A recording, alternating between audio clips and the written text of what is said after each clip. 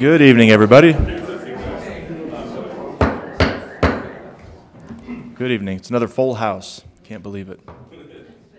It's great.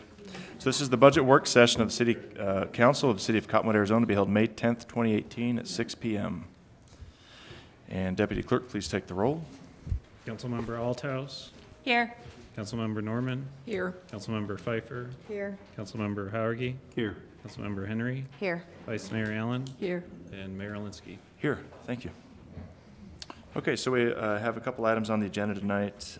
First up is presentations from agencies that the city funds. That would include the Verde Valley Humane Society, Old Town Association, Verde Valley Senior Center, Old Town Center for the Arts, and the Cottonwood Chamber of Commerce. Evening. Hello. Good evening, Mayor and Council. I'm Kirsten Lennon, Accounting and Budget Manager. I feel like I've been up here a lot. We're going to start off with the Old Town Center for the Arts, William Eaton. And he has a presentation, so I'm going to dim the lights. Great.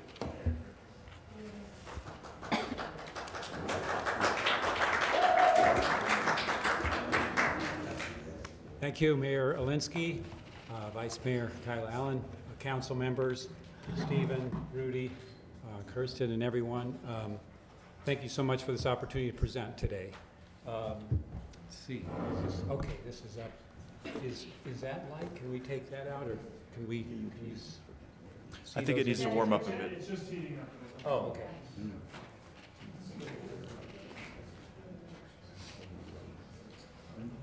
Well, first off, I'd like to applaud the City Council for the designation for the Arts, Culture, and Entertainment District. We're so happy to hear about that, and I know Casey Rooney and other people had things to do with that. So, and we just happen to be right in the center of it. So we're really proud and honored to be part of that. And our mission, of course, this is our 10th year. I can't believe it's 10 seasons now, bringing art and culture and entertainment to Cottonwood. Supporting and presenting community and educational events, and contributing a significant economic impact to the city of Cottonwood. We look at these as an investment, each one of these mission statements, and I'd like to just spend a few moments here on each one of these topics to tell you why invest in Old Town Center for the Arts, because we really feel there's a return to the city, and we will show some evidence of that. Well, starting with bringing arts, entertainment, and culture to Cottonwood and the Verde Valley. In 10 seasons, we've done 504 events, a significant number. And here's just a little preview of what's happened this past season. Steel Wheels from the Blue Ridge Mountains, top festival act, getting to play right here in Cottonwood. Dana Louise and the Glorious Birds. This was our first collaboration with Yavapai College. They produced this event in collaboration with us. And did Sean Harkness as well this season. We have 2 on the books already for next season, so we're really looking forward to collaboration with Yavapai College, and that they feel our venue is amenable to the kinds of things they want to bring to the valley here. California Guitar Trio is on their 25th anniversary tour, one of the finest trios in the world, playing right here in Cottonwood. We are so fortunate to have them come and play. Hillbenders was one of many unique acts we've had this past season. They did a really wonderful version of The Who's Tommy in bluegrass style. People just loved it. It was at each of these events, by the way, has been a sellout. This one was standing room only, and people were singing Pinball Wizard and everything right along with the group. It was really fun, and people had a great time. Muriel Anderson, named one of the top 5 female guitarists in the world today by Guitar Player magazine, also plays harp guitar, was at Old Town Center this last season. Ken Koshio returned for a special celebration of the Earth performance over Earth Day weekend. He's a taiko drummer from Japan, and an incredible act. He brought his taiko drumming group, Ken Koshio and Kenzu. And just a really, what I'd call a reverberating performance in Old Town Center for the Arts. Those drums are very dynamic, a wonderful performance. We just showcased Sugar in the Mint, an up-and-coming bluegrass band from Prescott. They won the prestigious Telluride Bluegrass Festival contest last year. They'll have a place on main stage. Sellout event. People really enjoyed that concert. Of course, that made the cover of Kudos, one of 6 covers that we got this year on Kudos, our local publication. This was, save this photograph for last. Cocky King was also at our Old Town Center for the Arts, one of the finest guitarists in the world.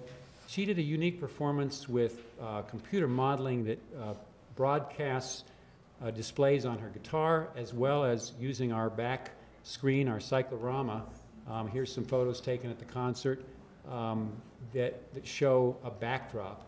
Why I wanted to show this is because we're really proud of Old Town Center for the Arts being one of the few venues in the country that uses images choreographed to the concerts. This was started, this is a very dim photo I got of my wife Christy. For the past 8 years, she's been doing some incredible artwork. Here's just a few snapshots. If you notice the backdrop, subtle changes that showcase the music, sometimes even matched to the lyrics, and sometimes quite dramatic color with this group from South America, Afro-Peruvian quintet, or this group from Canada, Hudost. Those are all backdrops that are prepared and again, choreographed throughout the concert. And Elena Bullard has been our chief artist in that category last 5 or 6 concerts, so it's a tradition we're carrying on. 2 more events this season. Churgilchen is on Saturday night. Invite all of you to come if you'd like to. They're from Central Asia. So in terms of bringing culture, they bring from a very remote area near Siberia, the Tuvan throat singers. Interesting what they do, and thanks to Rudy for helping us promote this event and throughout the season on the city's website. We really appreciate that. And our last concert of the season will be the ever popular Bob Dylan birthday concert. That's our investment in culture and arts and entertainment. The second point that I wanted to make was about the investment we make in the community. The report that I gave to you has a lot more details, so I won't spend a lot of time with this, but there's a few of the samples, the kind of things that we do, sponsoring community events throughout the year, and we also try to use the whole facility, Old Town Center for the Arts and the parking, to do these community events. We are proud and honored to be part of the Cottonwood Historic Home and Building Tour, and that was kind of a place where people started the tour. And of course, Old Town Center is a historic building built in the 30s, so we felt right at home with presenting that. We're also proud of the fact that we received we were the recipient for a community catalyst grant, brought $10,000 to the city. We kept $500. The rest was devoted to mostly marketing. A video was produced called This is Cottonwood with a series of videos. This one remains on the Chamber of Commerce homepage. Really proud of that. It's a wonderful video. We look at that as part of the investment. We return money that you give us. We return, that was almost close to $10,000 that returned back to the city in the form of marketing. The third element is actually quantifying what an arts center brings. And you know from last year and years before, I've talked about this, especially in relationship to this, this study that was done by Americans for the Arts. A very extensive study, 3,000 organizations, 90 cities, 33 states, to gather data to find out if people go to the theater, what do they spend money on? Beyond the ticket price, interestingly, local people spend $30, almost $31, beyond the price of a ticket. Visitors spend almost $55. Where does that go? To local folks right here on Main Street here, lodging, restaurants, wine tasting, retail, art galleries. That's the chief economic driver that we provide in making your investment pay back the city. If we look at this past year with our number, when we plug in to this calculator, by the way, this is on that website, we plug in the numbers of attendees, our direct expenditures, and also attendees at Studio B and our new tenant Center of Universal Light. This results in a calculator that shows us direct sales tax money flowing into the city coffers, $14,000 this past year. We tag an additional estimate of $48,000. I have all the details in the handout I gave you. I would call in-kind marketing. This is if you paid a marketing company to release press releases, advertisements. Some of them are direct costs to us. It comes out to about $48,000 a year. So just in 1 year, the $20,000 that you invest in us is returned in about $62,000, 14 of that direct. If we look at our total time in 10 years, just to show you the cumulative totals, in plugging in those numbers of attendees, almost 34,000 into the theater spaces, Studio B, over 50,000 people coming in through there, and the attendees at our gatherings there at Old Town Center on Sundays. When we plug that into the calculator and the formula, the most striking number is money coming to the city in the form of sales tax, direct, $181,000 over 10 years.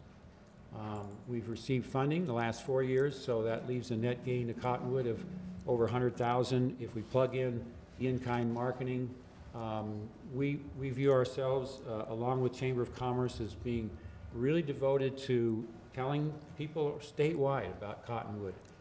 The lovely amenities here, the great galleries, the wine tasting, and those come out in our press releases, over 550 in the last 10 years. I would guess that there's may be no other organization that's published that many press releases, articles about Old Town. So that net gain to Cottonwood, $150,000, and that's only 1 year of that marketing. If we factor that in for 10 years and that average, that's almost $500,000 that we've devoted to marketing Old Town. So that's those are the numbers, and the reason I spend time with that is to let you know we're not asking for a philanthropic handout. We know the budget is tight, but you stick with us, and we will produce income that comes, into the city via our ability to bring visitors in. We're finding, in many cases, 1/3 of our audience from out of town, other places, and it adds up. So we thank you very much for all of your support. The only thing I want to add in 10 years that has been really important to me is I want to acknowledge a superstar, and that superstar is Elena Bullard. Elena has worked with us. Let's give a hand to Elena.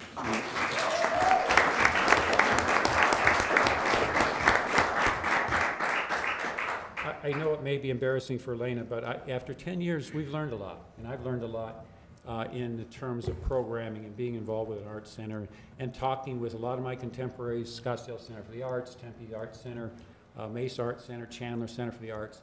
When you talk with these folks and they find out we operate on a $20,000 budget from the city, their jaws drop. They said that's impossible. We don't even have anybody on staff that gets paid $20,000. These are jobs.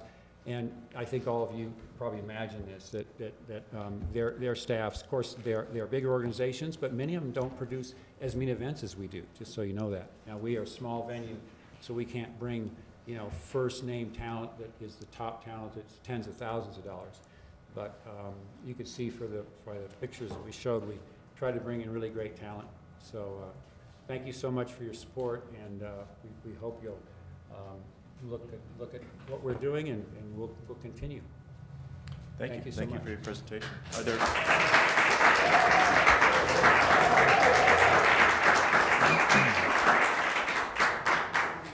Are there any questions from council for Mr. Eaton? No. Okay. It's a lively group tonight. Yes.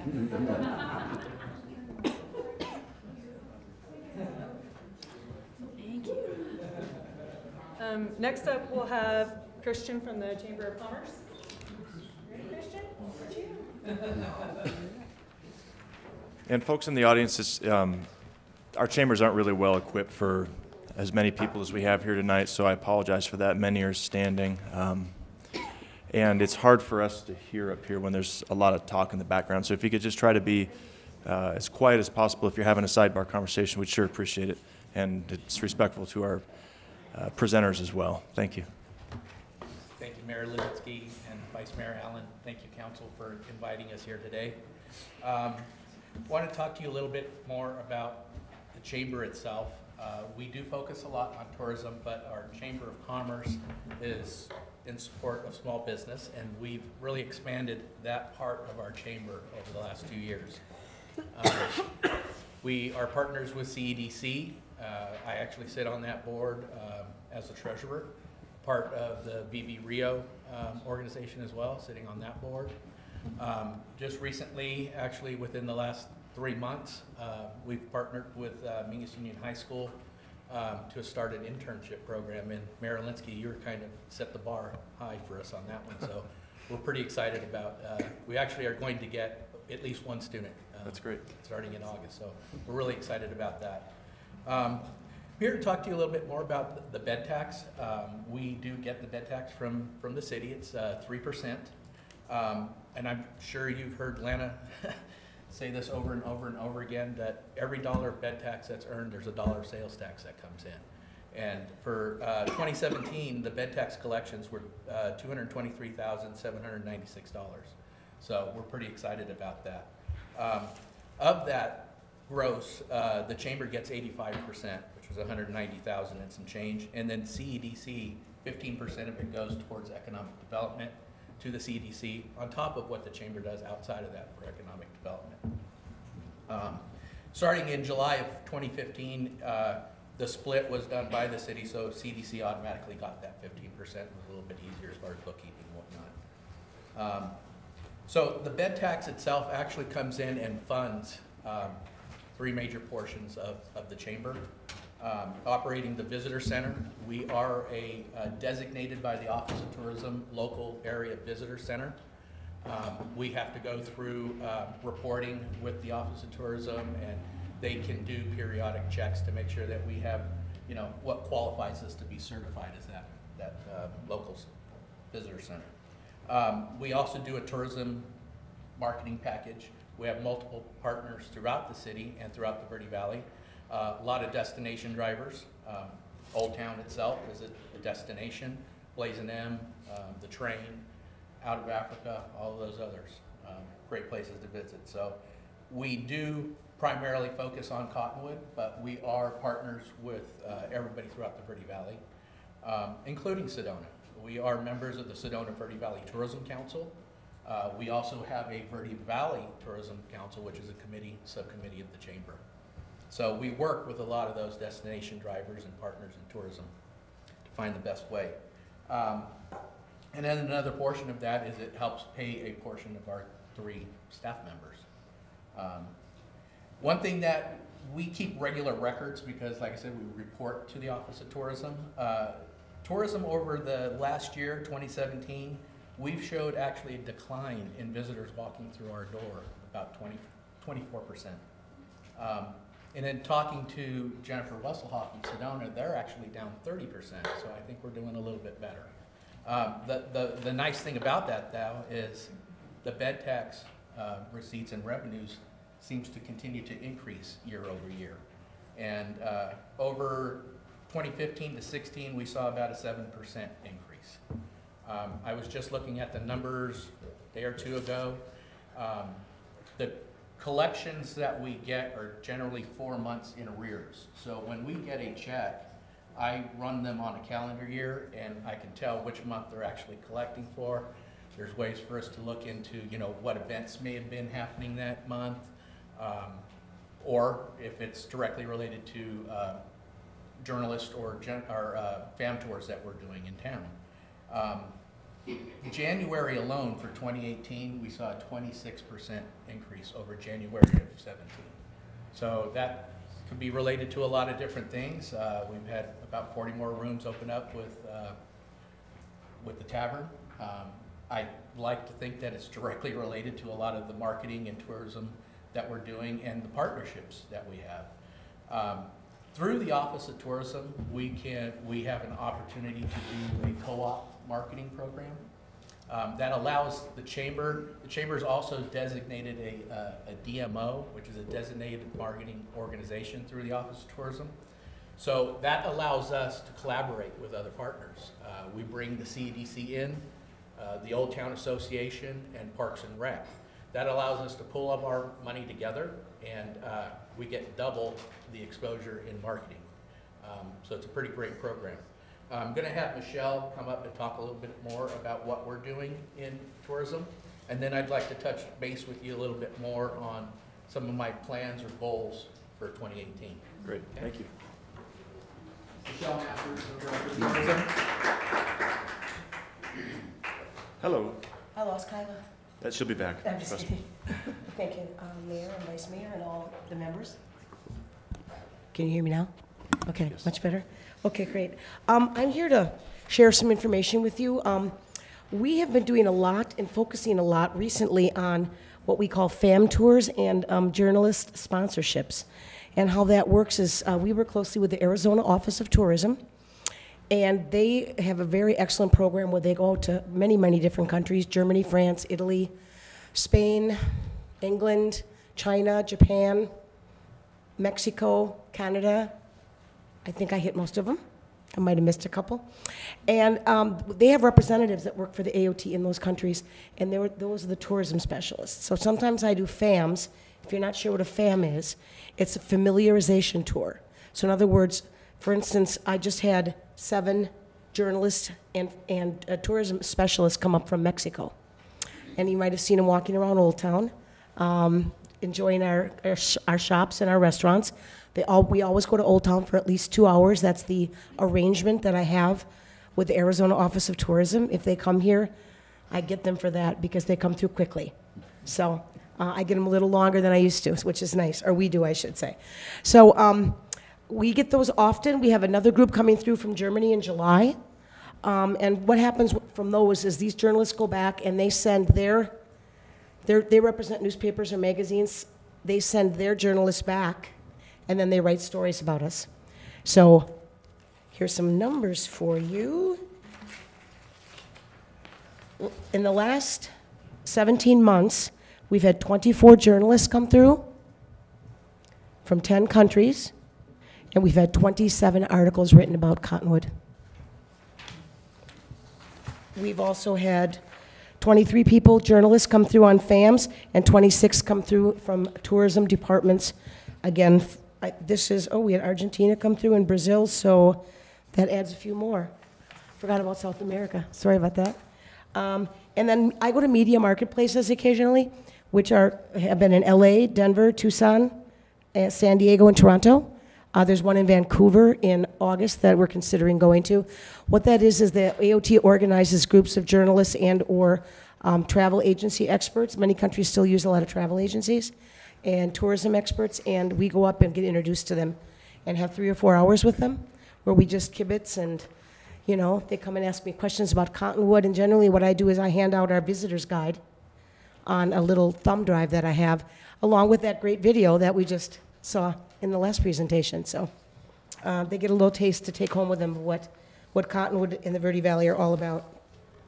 I don't know if any of you saw us come through with ABC 15 last Wednesday.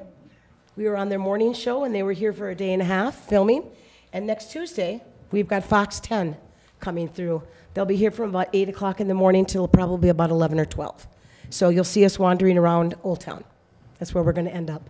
And they're also going to Alcantara, so to get the wine industry in there, which is our 2 of our big destination drivers. I think that's about all I really have for you, except I want to stress our relationship with the AOT and how extremely important it is. And all of our relationships are what makes or breaks tourism, really, because the people, they come here, they love it, and they send other people. The last contingency I had from Mexico, a week later, we had a photographer and a writer here. And an article came out within a month. They work a little more quickly than some. But there's quite a few articles out there that are in the chute that should be coming out, and I'm going to be posting all of those on our website. We've redone, incidentally, we're redoing our Visit Cottonwood website right now as part of our budget. We've evaluated what we're doing with our budget because now social media and digital marketing are so important. So we've redesigned our Visit Cottonwood website. It should be ready to launch in about 2 weeks. And we've also completely redone the Verde Valley Wine Trail website. And we did it in collaboration with the Wine Consortium. So that's kind of a another new collaboration that we have that we're really excited about. So I thank you very much for your time. Do any of you have any questions for me about tourism? Any questions? Thank you. I appreciate it. Thank you.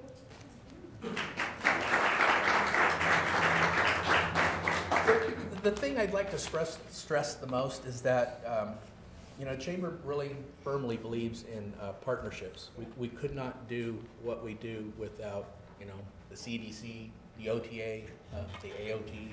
There's a lot of A's and O's and T's, and it's always hard to keep track of it all. But anyways, they're key to our success as a community, as the city.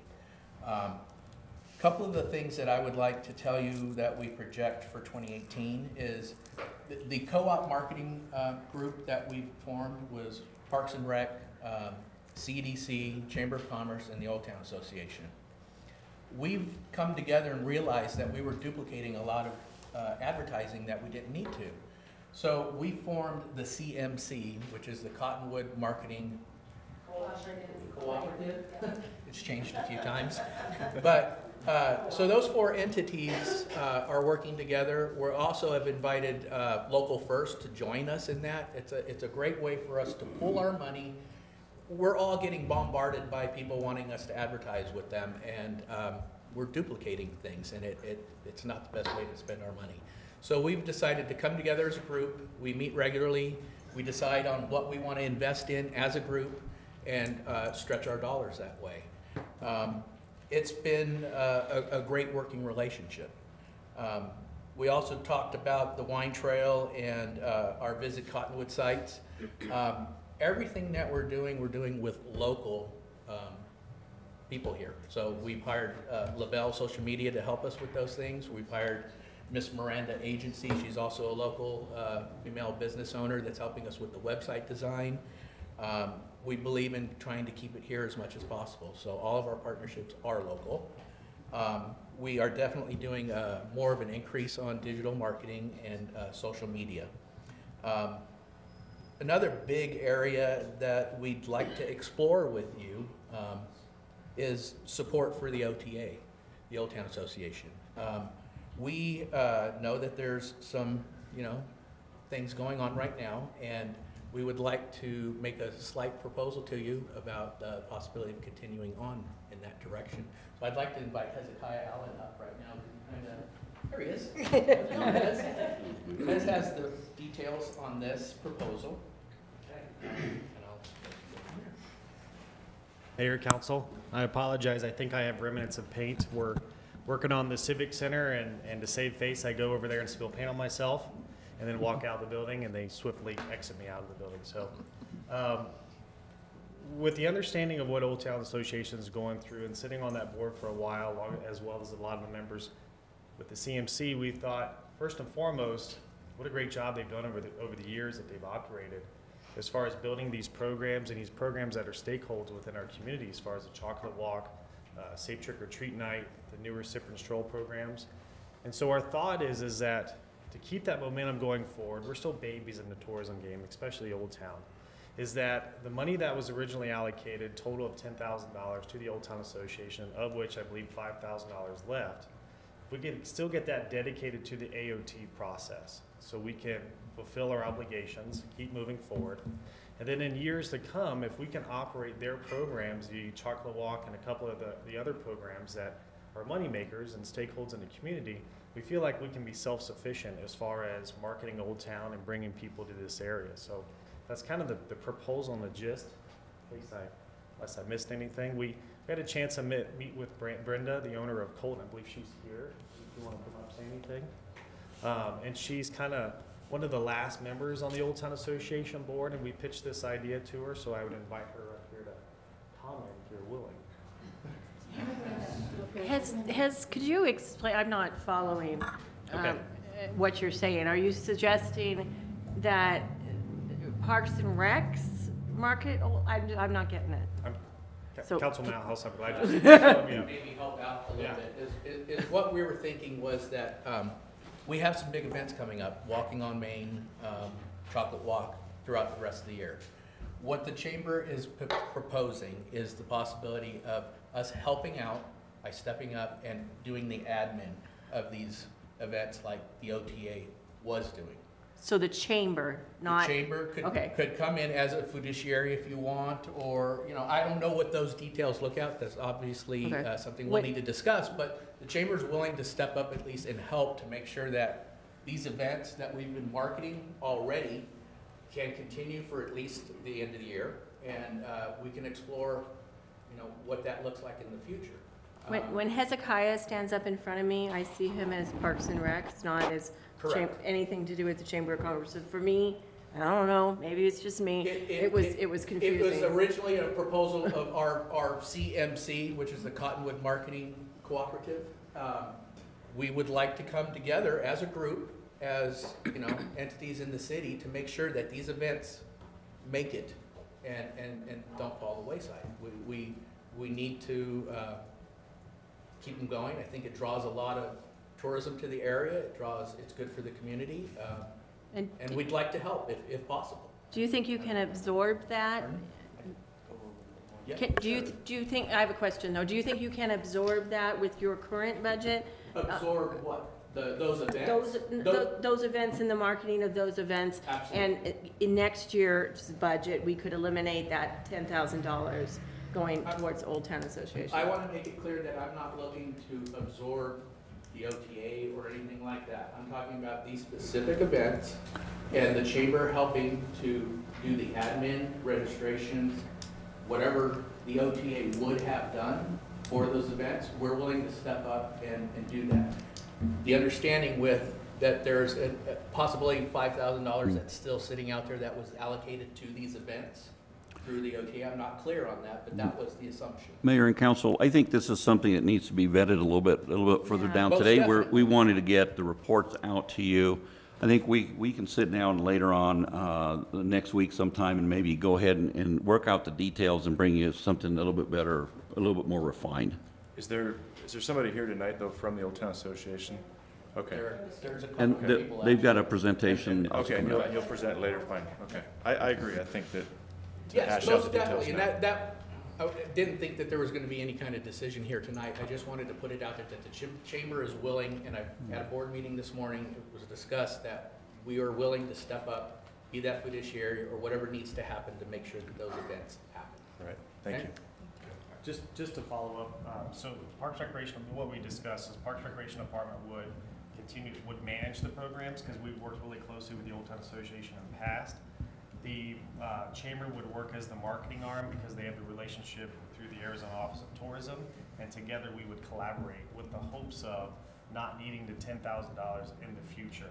And again, like Christian said, we're not looking to replace the Old Town Association, merely help and support and keep these programs moving forward, as well as the marketing. Thank you. Okay, so, the only other thing I have to say is, we're not asking for more money. The bed tax works if we do what we're supposed to do. So, we earn what we make. I'd like for you to consider renewing the bed tax agreement that we have. I believe that's coming up for renewal this month, so thank you. Appreciate your time. Thank you.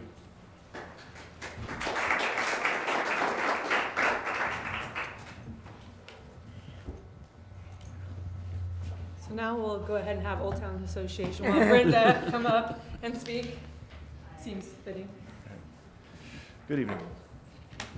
Hello. Well, Old Town's finally buzzing with new growth and revitalization, and I'm going to read my notes because I didn't know I was speaking tonight, so I might have to rely on them a bit. I believe I speak for all the merchants in Old Town when I say how proud we are of our individual businesses and how hard we've been working to make Cottonwood proud. And I personally, at Colt Grill, I really take that seriously, being important part of the overall town. You know, when people come into Colt Grill, it's a reflection of Cottonwood. I truly believe that. And when I was designing and building it, that was at the forefront of my mind. So, but I think all the business owners feel that same way. As you know, owning our own business is a huge undertaking, and each of us down here, we really need help with the events that need to be produced. We have 3 primary events: the pardon me, Halloween Walk, the Chocolate Walk, and the Sip and Share, which is a new activity for Valentine's Day. Those were the 3 events. I don't know if I'm missing one, I'm not sure. I've only been on the board a short time, so. Is that it? Well, Walking on Main is a city event though, right? And in Old Town we help. Nevertheless, we were looking at bringing back Rhythm and Ribs down here. We thought that would be great for the area, and that was on the table. We just feel that it's vital to keep these events going, either independently or in conjunction with the chamber, the AOT, Co-op, and CMC. I can't speak for the rest of the business owners right now. I don't have that authority. I'm just a board member.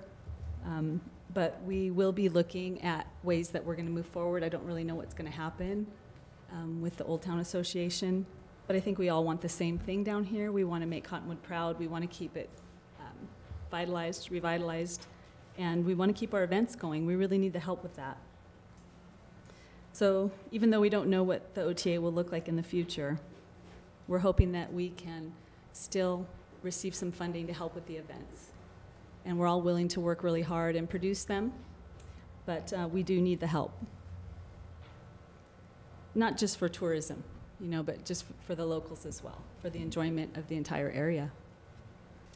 But I don't really have any other remarks other than those, how important that is to produce those events. And I think it's great that the other entities here want to help us, and I think that's wonderful.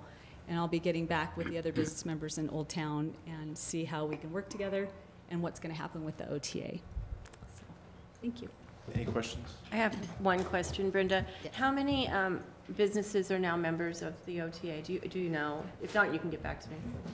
I can get back to you with official numbers, but if you're counting just people who've sent in their membership, yes, the money, there's 4. Okay.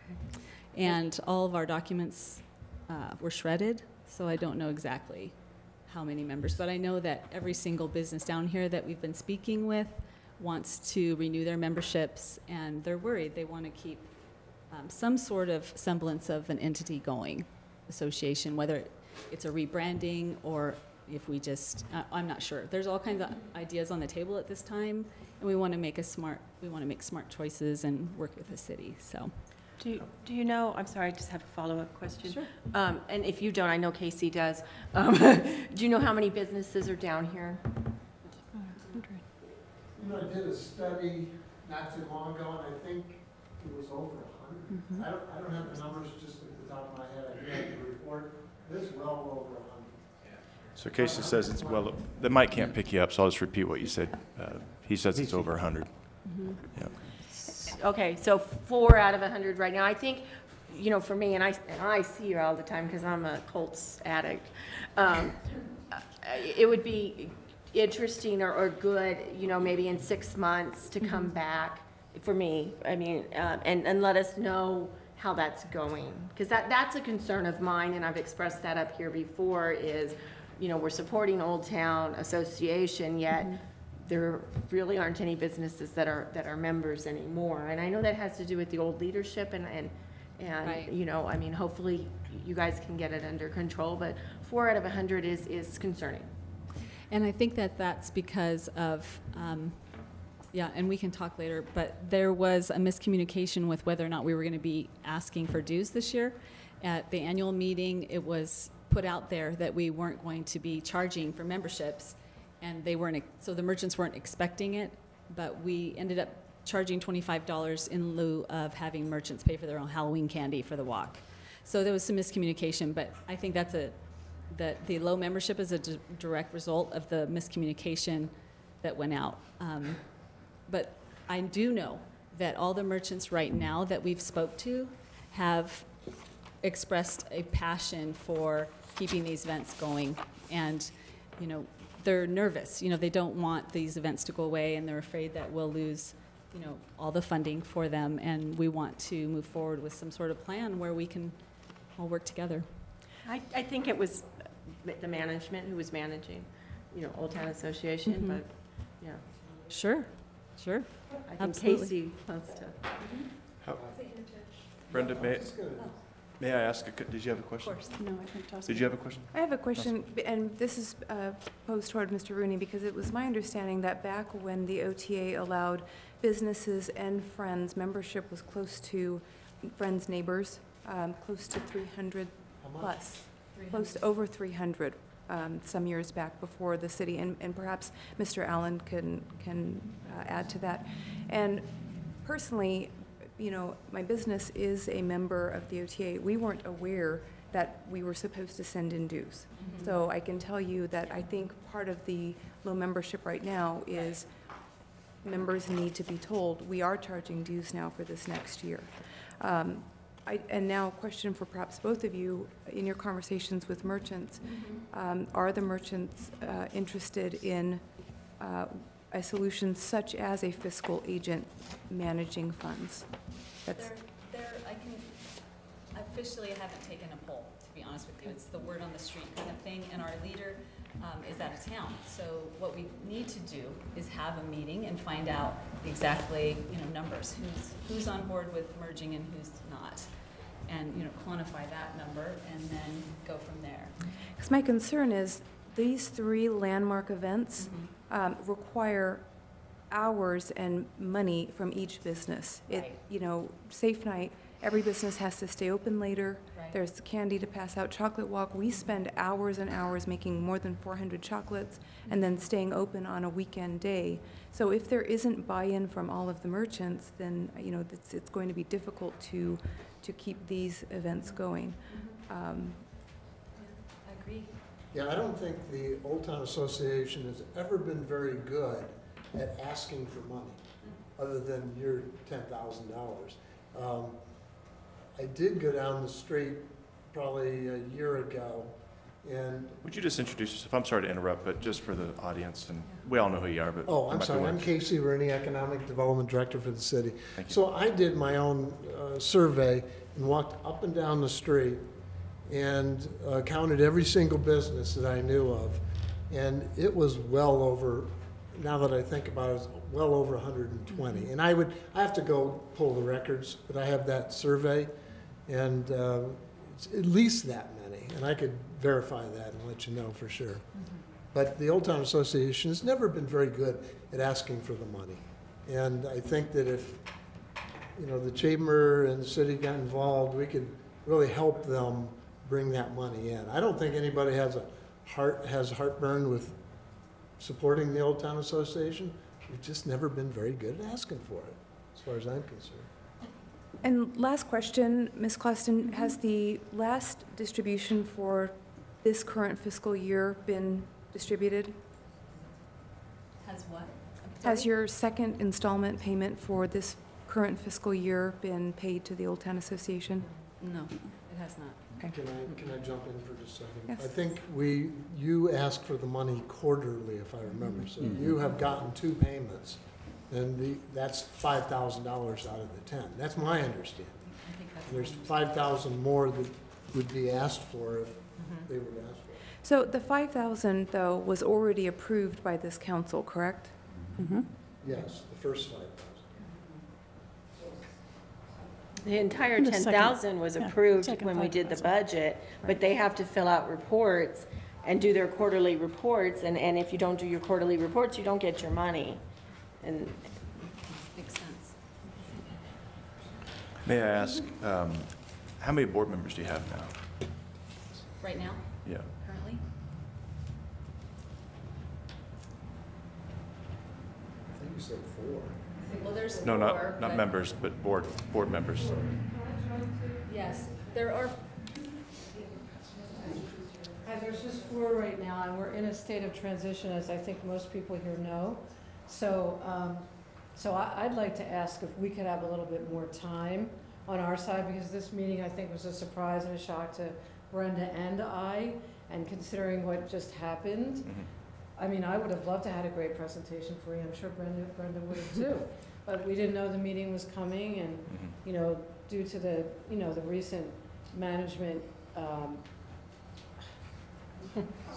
anyway. Struggles. Yeah. So like you said, Would you mind have- introducing yourself? Oh, I'm sorry. My name is Denise Kelly, and I was a member of OTA.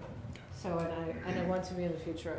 hadn't paid this year's dues yet for a reason, a good reason. I'm just trying to verify that there still is a board for the nonprofit and that There is. there is still activity and a willingness to live. There is. Yes. And we're Okay. gonna be Yes. moving forward. There is. And meeting again and getting new board members and membership as well, once we get a better team in place. Okay. Very good. Mayor and Council, Yes. along with the reporting that's required, we also ask that they provide us with an invoice. Internally, we can't produce an invoice for them. They have to produce an external invoice. Okay. And Hint, hint. we'll work on that, because all of the things were shredded. I'm sure everyone kind of knows the story at this point, so, yeah. We're trying to do the best we can right now with the people that are left, and, And the interim.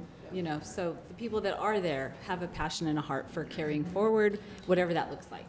Well, I you know. appreciate both of you being here tonight on such short notice and doing your best to make a presentation. And it sounds like there's a lot of interest in the community to make sure OTA is still successful. And it sounds like there's interest on your own board, too, to make sure that's successful. So thanks for being here. Appreciate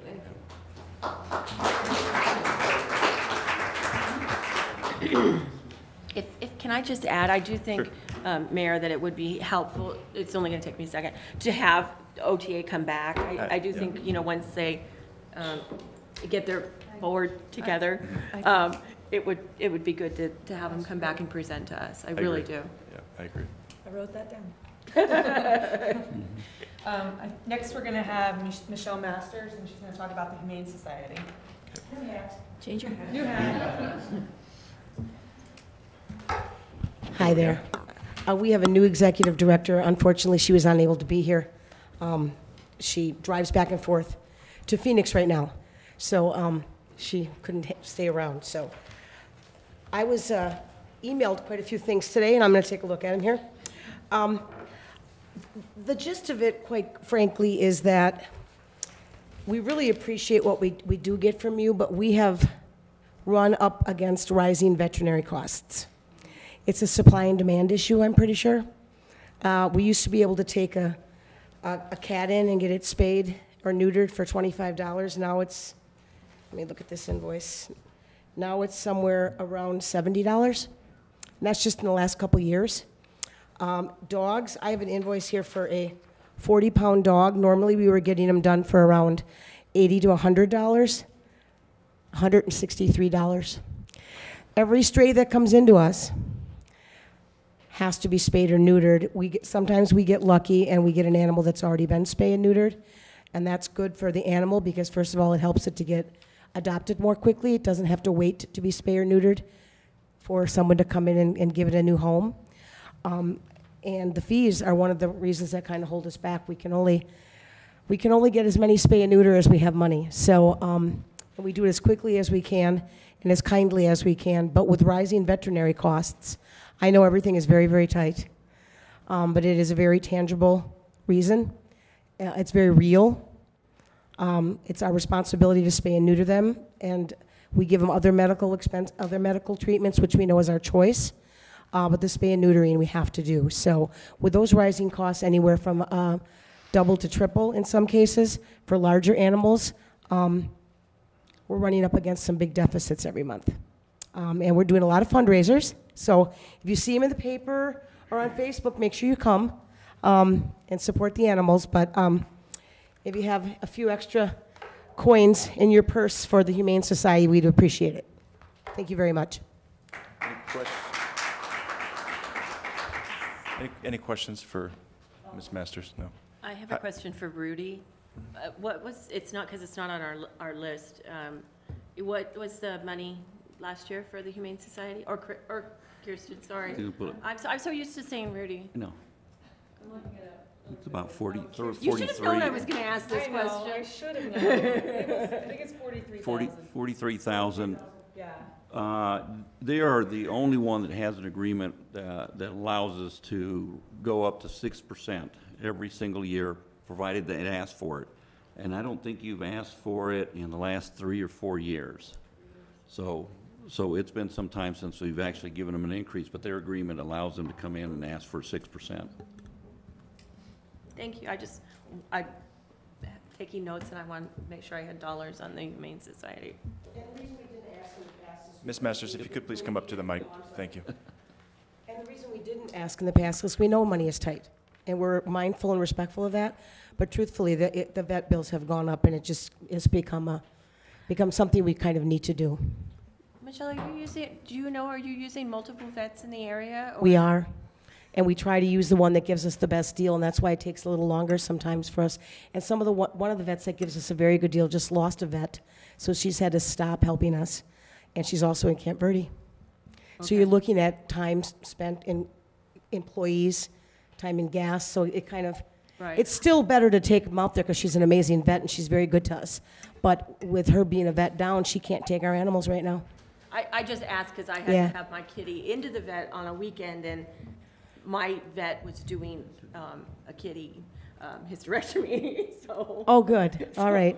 Yeah, we have good luck with kitties. By the way, the number of cats from last year is doubled for some reason. Dogs is about the same, but we're getting a lot more cats in, so I don't know if hopefully we'll get them all and get them spayed and neutered so that won't happen again, but, okay. Thank you very much. A couple more questions for you, Ms. Masters. I just wanted to make a statement so that our audience and the people here understand that the Verde Valley Humane Society is the one entity that the city funds that if we did not have the Humane Society depend on, we ourselves would have to take over that responsibility.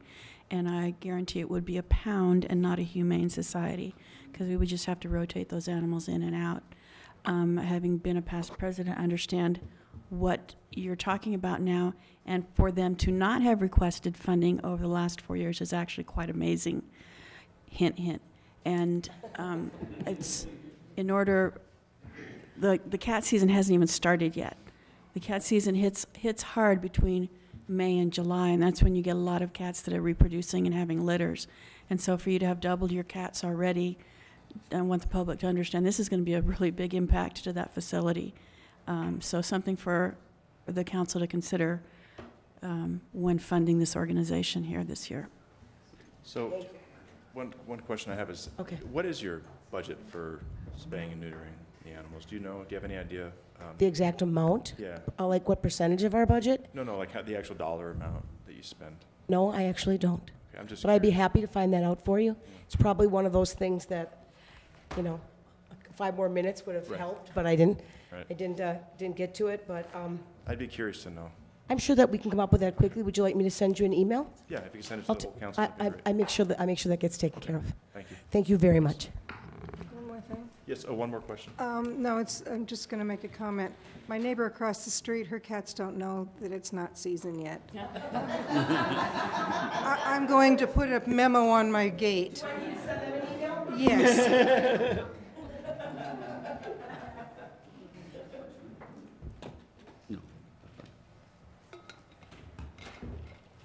And last, we have the Verde Valley Senior Center. Elaine Brimner is here to present to us.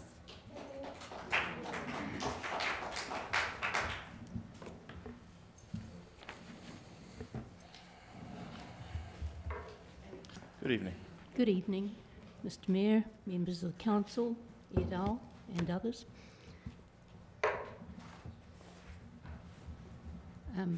I should still probably introduce myself as a protocol for the record. My name's Elaine Bremner. I'm the Executive Director of the Verde Valley Senior Centre, and that is located on at 500 East Cherry Street in Cottonwood. It's almost my home address. Right. I just want to start out by mentioning that our program is more than just a meal, so hold that thought. We are providing an essential service, the same kind of service that's provided by the fire department or the police department. They are essential services to the community. If we don't have home-delivered meals, people will die slowly of starvation. They don't have a voice, and most times voices of the elderly are not heard. I'm having to refer to my notes because I'm pretty tired. It's been a 12-hour day already, you know. So I just thought to get it all in, I'd better write it down. So our menu is planned to provide 100% 100% of the U.S. nutritional recommended daily allowance and is approved by a certified dietitian. In addition to meals, clients benefit from the daily contact of delivery drivers, as well as the calls and visits from our networked case management team who regularly check on our clients' well-being. All clients enrolled in the home delivered meal program through NACOG's intake center are assessed for health status and nutritional needs and are case managed. All clients that register for congregate meals at the senior center are referred to medical providers or nutritionists if they indicate that their intake, food intake, that they need assistance with nutrition. Now that's what makes us more than just a meal. Continue. The benefits and impact of our program are simple. Good nutrition is the foundation of health, regardless of age. Research shows that older adults who participate in senior center programs can learn to manage and delay the onset of chronic disease and experience measurable improvements in their physical, social, spiritual, emotional, mental, and economic well-being. As far as eligibility goes, following the guidelines under the Older Americans Act, eligible clients of the Verde Valley Senior Center's Meals on Wheels program are homebound and frail seniors aged 60 or older that are so by reason of illness, disability, or isolation. Other eligible individuals include a spouse and or disabled dependent of a client, regardless of age or condition. The other eligibility is to reside in the Verde Valley Senior Center's contracted service delivery area. Our service delivery area includes Jerome, Clarkdale, Cottonwood, Cornville, Lake Montezuma, Rimrock, Camp Verde, Middle Verde, Verde Lakes, Verde Village areas, and any other outlying rural area other than Sedona and the village of Oak Creek. It's a long way to travel. When the routes are full and there are no open spaces for delivery, or when funding prohibits adding additional elders, the priority for service is reviewed and the person is placed on a waiting list in order to meet the established criteria. Every possible effort is made to avoid placing any individual on a waiting list, but still they are there. Waiting lists can also develop due to the limited number of clients the NACOG case managers can service, and possibly a shortage of case managers. And I think you all know how it is in healthcare. We find this totally unacceptable and doing everything we can to provide services to all individuals, even on a short-term basis. So imagine being in your 90s and coming home from the hospital to no food in the house and being told your name has been placed on a waiting list for food. Imagine the confusion. Imagine how frightened you would feel. And imagine having no hope. That kind of makes me think of this old rhyme that just came into my head, the old Mother Hubbard rhyme. You know, old Mother Hubbard went to the cupboard to fetch a poor dog a bone, and when she got there, the cupboard was bare, and so the poor dog had none. We're talking about senior citizens experiencing that same thing. As far as the cost of meals is concerned, any donation, no matter how large or how small, is greatly appreciated and accepted, although no client will be turned away due to their inability to contribute. The suggested contribution for qualified home-delivered and congregate meals is $5.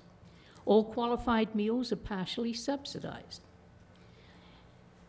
In a recent survey conducted in April 2018, we received a 90% participation rate in responses and a 98% favorable rate of the services provided regarding the quality of meals, the quantity of food they receive, which was a really important one because so many mentioned how they cut their meal in half and save half for dinner.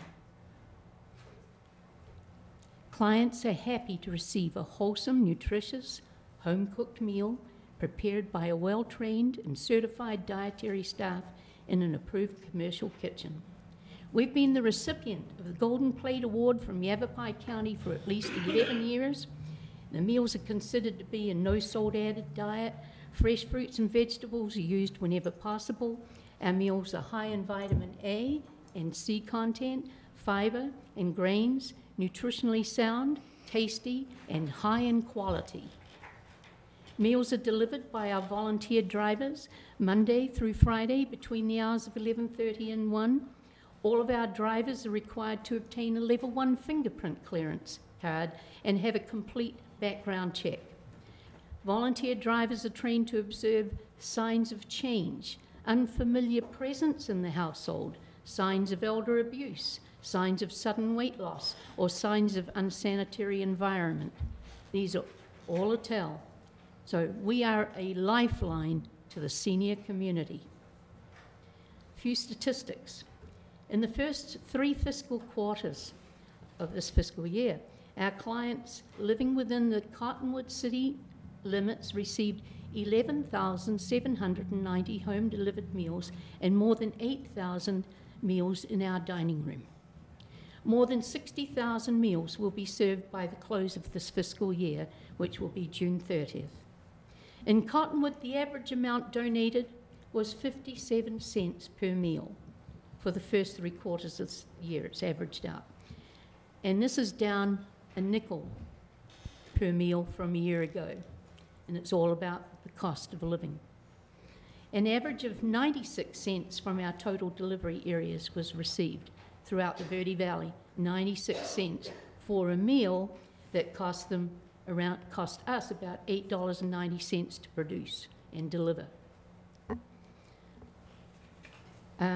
About 34% of our total home delivered meals are delivered in Cottonwood. Our food bill alone averages around $12,000 per month. This does not include packaging materials for home delivered meals or wages, and that amount has increased to approximately $24,000 per year for packaging materials, up $4,000 over last year's $20,000 odd. And this is a real cash outflow. We receive around $6,000 per month from NACOG toward the home delivered meal program and approximately $4,500 per month toward congregate meals, provided we meet their quotas. Quotas being numbers. By quota I mean that the reimbursement from NACOG covers roughly the first 1,000 meals, but we serve over 5,000 meals. So we have to raise the money for those additional meals. It's a real challenge. I know you're all aware of that. The Verde Valley Senior Center is a gateway to the nation's aging network, connecting older adults to vital community services that can help them stay healthy and independent. We offer a wide variety of programs and services, including meal and nutrition programs, as I've talked about, including the Meals on Wheels program. We are the hub for resources and, if I may, the Chamber of Commerce for seniors who are seeking information, connections with other agencies, volunteerism, or support. We are the answer to companionship for many. We are the home of the old-time fiddlers. AARP Tax Aid program is available every year, as it has been for, I believe it's over 20 years now, and that brings hundreds of thousands of dollars back into this community by our providing space for that program to operate. This year, I believe they had around 32 volunteer tax preparers, and they served close to 900 people who filed their taxes. This is a good program. I give them the space, we get a few donations, and that's how it works. Money comes back into the community. We also offer VA counseling for combat veterans and have done so for approximately 16 years. We provide health, fitness, and wellness programs, evidence-based programs such as Matter of Balance,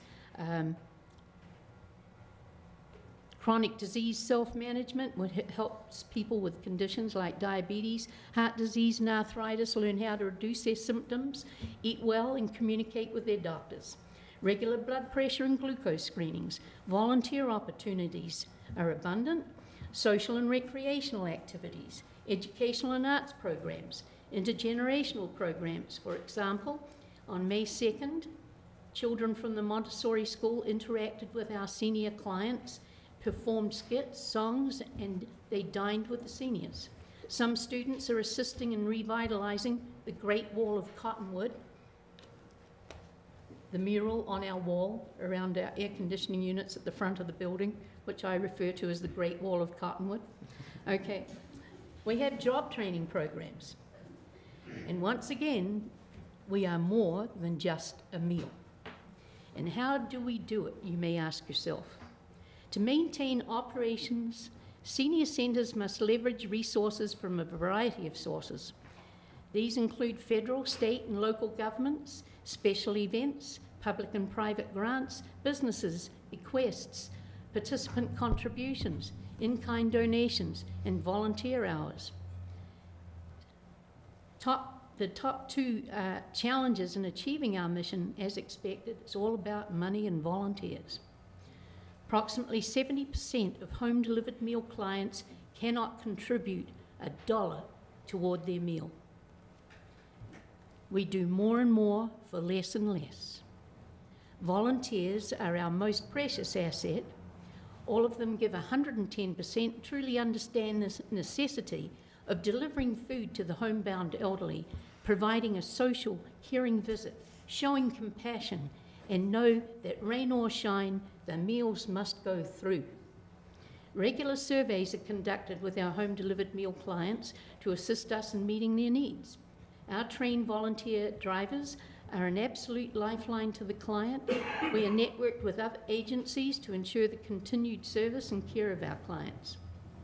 I want to tell you about partnerships and remind some of you that know about this.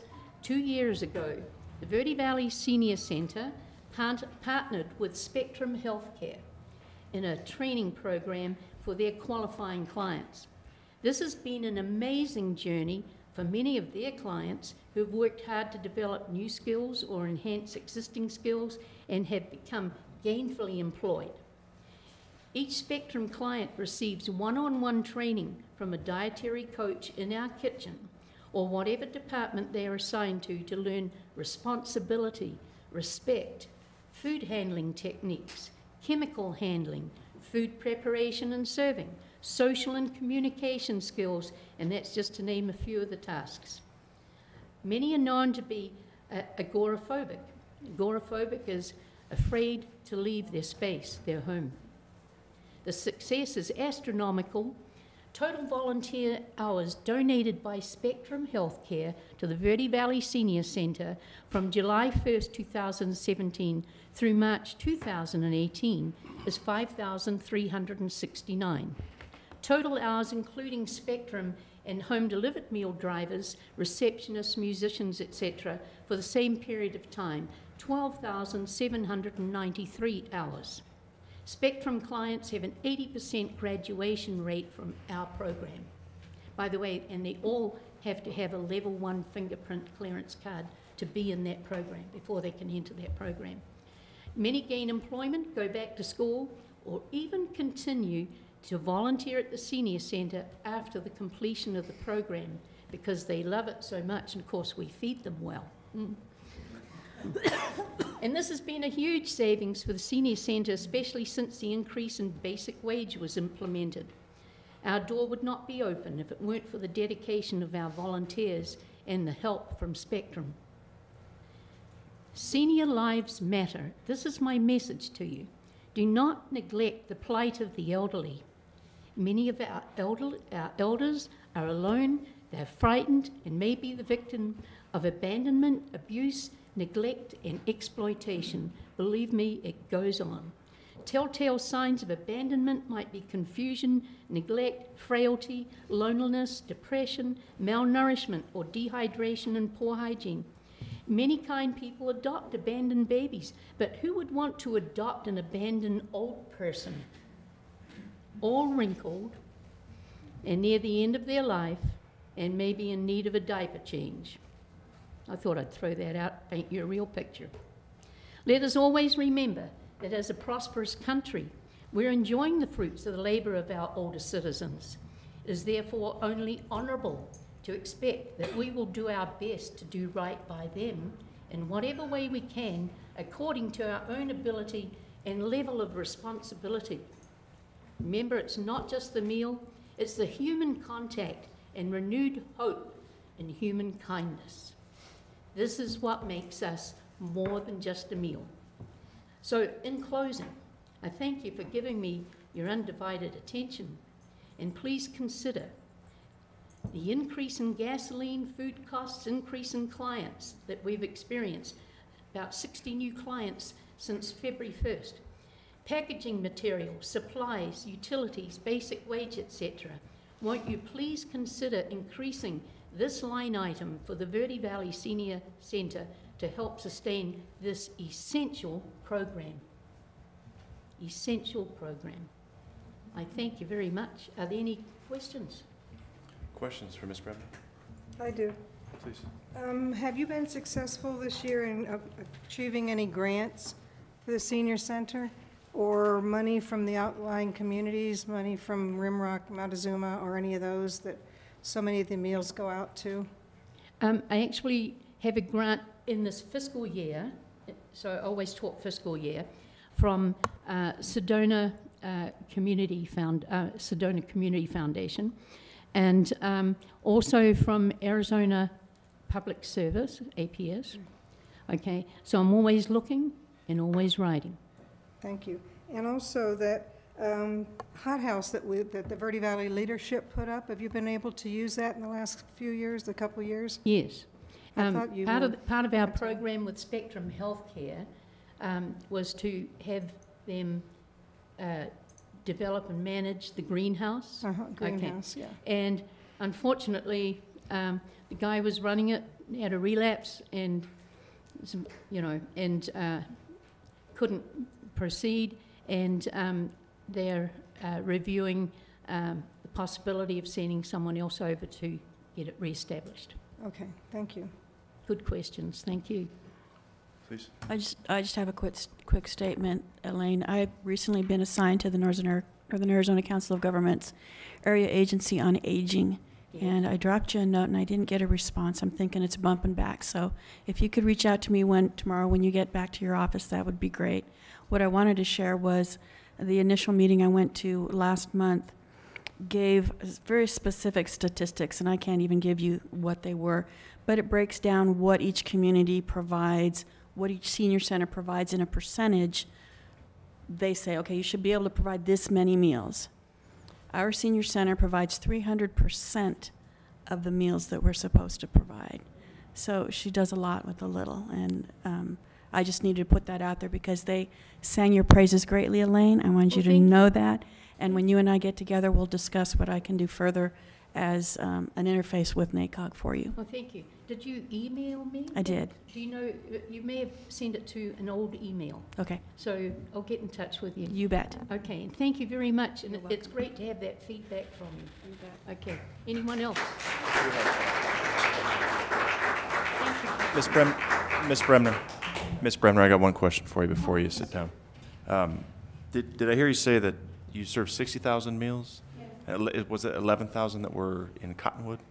Do you track them specifically? Can you get in front of the mic? I'm sorry. Oh, sorry. So we'll pick you up. Thanks. I thought I was loud enough. We track each community. We track the houses maybe across the street from inside the city limits, and they're in the county. Everyone is tracked. Lake Montezuma, all of the areas that we serve, we track the numbers of meals. We track their contributions to see, based on, so I can give you those facts. Okay. Can you share that data with us? Yes, I give it to Rudy every quarter. Oh, Kirsten has it. I emailed some of the stuff to you guys Okay. We just I got mean, it. you're not reading Yeah. my reports, really? Just joking. Okay. All But right. the stats on. Here we have stats. Okay, great. Thank you. Thank you very much. Thank you.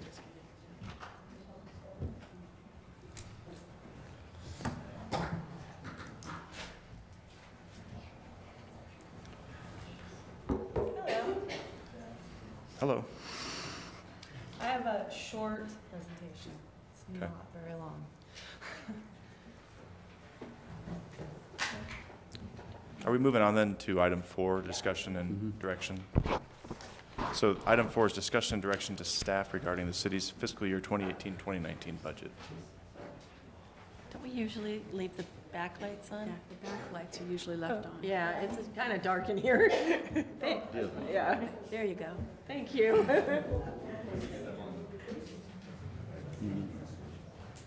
I'm just going to start out by re-pointing out a few of the slides that were in some of the other presentations about our city being a full-service city and how we have more services than the surrounding communities, with having our own library and our transit system and a recreation center and an airport and our own fire department, where our fire department's not a district.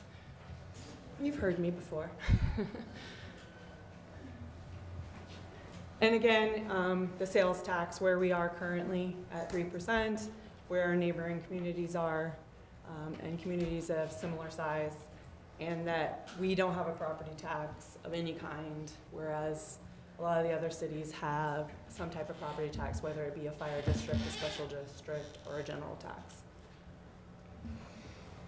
And someone had brought up the food tax, and since the city does have a food tax, we wanted to see and compare to other cities to let you know.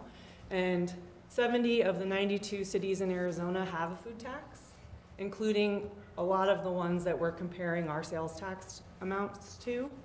And only 7 of those 70 communities charge a different rate for sales tax on food and retail. And so what's ours for food? 3%. It's 3%. And so, okay. And the ones listed, the 70? The 7. They charge a varying, sometimes it's like half a percentage less than their retail tax, or 1. But the 70 of the 92 all charge whatever their rate is. Yeah. It's a shame. So I figured we could let department heads have a minute and talk to you about their budget and what they're dealing with and how they feel a sales tax would help them. So I just kind of wanted to open the floor to whoever wanted to come up and talk. Council, would that be something okay with you you guys? find beneficial tonight? You do want to hear? Okay. All right, then. Don't be shy. Who wants to start? You discussed this. You're What we standing. were talking about between the two of us. We just figured that, somebody else might step forward. Yeah. Guess not. Hi, Richard Faust, Community Services General Manager for the City of Cottonwood. Tonight, just going over real quick as it pertains to the potential for council making any decisions as it pertains to tax increases. I'm here to speaking on behalf of Library, Parks and Rec Center, and recreation programs, as well as custodial, all of those things. So I'll try to get some things in here. Starting with library, our biggest concern is, again, keeping what we have intact, as well as looking into the future. We've had a lot of concerns, as well as specific requests as pertains to an additional day pertaining to the library. And so there is that. Looking at the future as a possibility, as taxes, if that possibility does increase, that would help that existing program to actually function in that capacity, bringing additional services to the community. The other thing about it would be additional books. The one thing specifically that we're concerned about is, again, that with Prop 206 at the bottom of minimum wage now pushing the envelope, is that it's actually pushing now those people at the lower end of our pay scale, meaning our all of our library clerks, et cetera. Those individuals are basically at range 11 at one of the lowest ranges in all of the city. And what that does is it then causes those people who are at that lower rate than to experienced individuals who are right behind them that are working just part-time. And so that's one of those big considerations is, again, that group of people that you have down on your list. I think there's 5 positions with the library that those would really need to be increased if at all possible. Those positions also were looked at with the contract company down in the Phoenix area who does all of our review of all of our job descriptions, and it was identified that, yeah, they definitely would be looking at a definite increase. That's the same thing as at the recreation center. Recreation center, the people at the front desk are pretty much making the same thing in the same context. They are very low, and so that envelope's being pushed on them as well. Those people do an awful lot. Same thing with the library. They're doing an incredible amount for the city for what they're being paid for. So that would help. Specifically, we also look at the personnel reorganization that happened just recently with Ryan Bigelow moving over to the library. Again, that opened up the range 23, but we didn't hire back at a 23. We hired back at a range 19. And we're looking at, we replaced that with a recreation coordinator 3. We have about 2 other positions that would be within that reorganization structure that would help out also if we did increase taxes. And so that would definitely be something to look at. When you look at the overall aspect of tax increase for the departments that we actually run, you'd be looking at, we're way behind on actually implementing a master plan for our community. We've been trying to do it for the last 7 to 8 years, is to implement a master plan. Taxes would help with that as a potential for getting that information out to our public and providing additional information for us to be able to use as guidelines in the future, especially as a community that's looking at growth. And especially when we start looking at various entities that are looking at subdivisions and incremental increases in our population, is how are we going to increase parks? What are we going to do with more recreation? Because these are demands that people have when they come into a community. That was one of the reasons why the recreation center was looked at, is because of economic growth and within our community. Again, keeping the recreation center alive, keeping the funding going there, because we don't want to lose where we are at the recreation center, as well as maybe the tennis center facility. We need to upgrade that facility desperately. The main aspect and the main issues that we have is keeping our building facilities and a preventative maintenance schedule and keeping them alive, especially with HVAC systems, our roofing problems that we've got within the entire city. It's not just the rec center, it's not just the library, it's every facility. And I know the library has a fund, and it's great to have that fund, but it goes only so far. Every year we can't do everything we want to with the library. Even with $30,000 in there to keep that library functioning, that building functioning. We just had another leak the other day just from the small amount of rain we had, and that was on the southwest side of the building and the structure. And again, we've got to go back and we've got to take a look at how we're going to repair that roof again. Hopefully that'll all be within the constraints of what we had for the last company that came in, and they can come back and redo that. But again, that building is old, and it was built in, a lot of the building was built in 1992. Secondary structure was built in 2008-9, and so that's what we're looking at. The rec center is no longer new. The building was built in 2010. It's 8 years old as of this month. And so we're starting to see a lot of problems with HVAC systems as well. We don't want to let up on anything. We don't want to even let up on basically the $15,000 to $16,000, which is minimal, that we pump in every closure of every annual year in November. Those are the things that we actually do. If we lose that, we lose the momentum that we have with those facilities, and you see everything happen like what's happened with the Civic Center. Then that's another building that also needs the continued increase and the persistence with council in that area that a tax increase would help and assist with.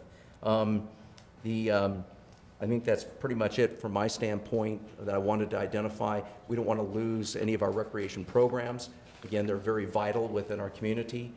They provide essential services in those areas as well that we look at. The people, when we lose those, you've seen it before, that every time we lose a small program, we get complaints. And anything from the softball program to the fall carnival program to the Easter egg hunt program, anything we lose, it's incremental. Those complaints happen. But we don't want to lose our youth basketball program. We don't want to lose our daddy-daughter date night program. All of these programs that we've run for so long, July 4th, the pyrotechnics programming, everything that we've got are essential for our community to continue on the way we're going. I'll take questions if anybody would like to ask any. Any questions for Mr. Faust? I just have one. I'm just trying to look at the positions here, and I see the notice regarding the library specialist and the aquatics coordinator. Did you have any? You didn't have any new personnel requests? No, we did not. Okay, I'm good then. I'm sorry. Right. Okay. Okay, thank you. All right, thank you.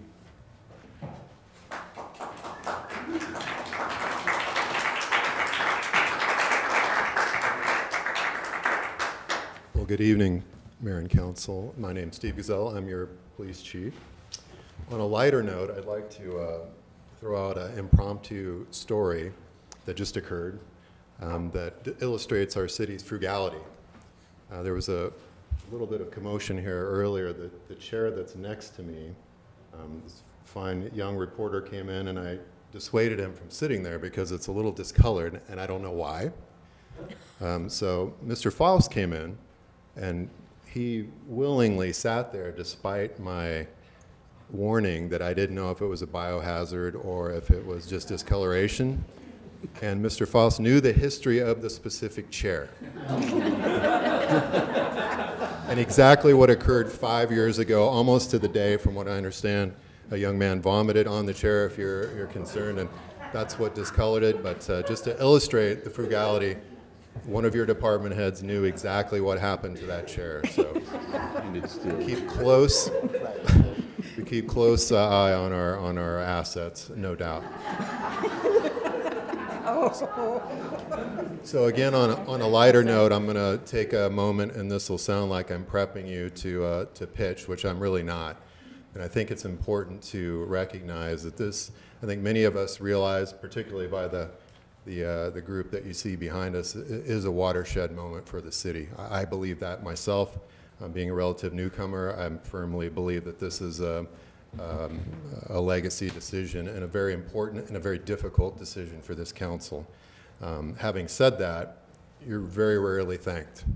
So I want to express to you that I believe the silent majority absolutely supports you, and I want to make a special note that the council that's sitting at this dais now, there's 60 years, about 60 years of experience sitting on this council in 4 human beings, right? 60 years in 4 human beings.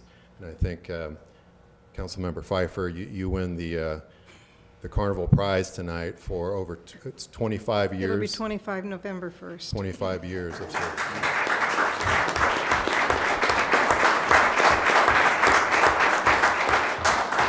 That really is indicative of the fabric of this community, and that's one of the reasons it's such a great place. Just wanted to hit a couple of talking points. First of all, just to reiterate or to explain what I believe our staff's responsibility is here, and that is not to persuade council, it is to provide practitioner input. Many of us have been in government, civil service positions. For me, it's been almost my entire adult life. And provide that perspective so you can make informed decisions on policy direction, very important policy directions for the city. This, the question of whether to tax residents being probably one of the heaviest decisions that a city council can make, so we appreciate that. As to a city increase in sales tax, I recently this is my 4th municipality. I've gone over with this with you, several members of this before, so bear with me, but this is my 4th municipality, 3 of which have very similar economies and demographics. One commonality with the last city that's germane here is that we are a regional hub for the area economically. We are not definitely a bedroom community, and I've worked for one of those as well. And there's certainly pros and cons in that our population is not reflective of the service population that the city must serve. And I think most of you are aware that our service population, particularly during the daytime hours, is generally predicted to triple our resident population. That population utilizes our infrastructure, they leverage our services, and the converse to that would be a bedroom community where the population leaves the city during the daytime and goes to a regional hub, much like our city. So that being germane here, in that a sales tax from a taxpayer, and I'll speak from a taxpayer standpoint, an increase in a sales tax makes sense to me in this situation, particularly because we are a regional hub. And that translates to, in the last city, I can tell you, it had to be a referendum. It was a charter city, so there were some differences. But the data there reflected that the tax measure, and it was a renewal of a supplemental tax measure, overwhelmingly supported by those voters. But 70 cents on that dollar was paid by non-residents because of the fact that it was a regional hub. So you have people coming in, they're buying goods and services, and they're spending their money in our community.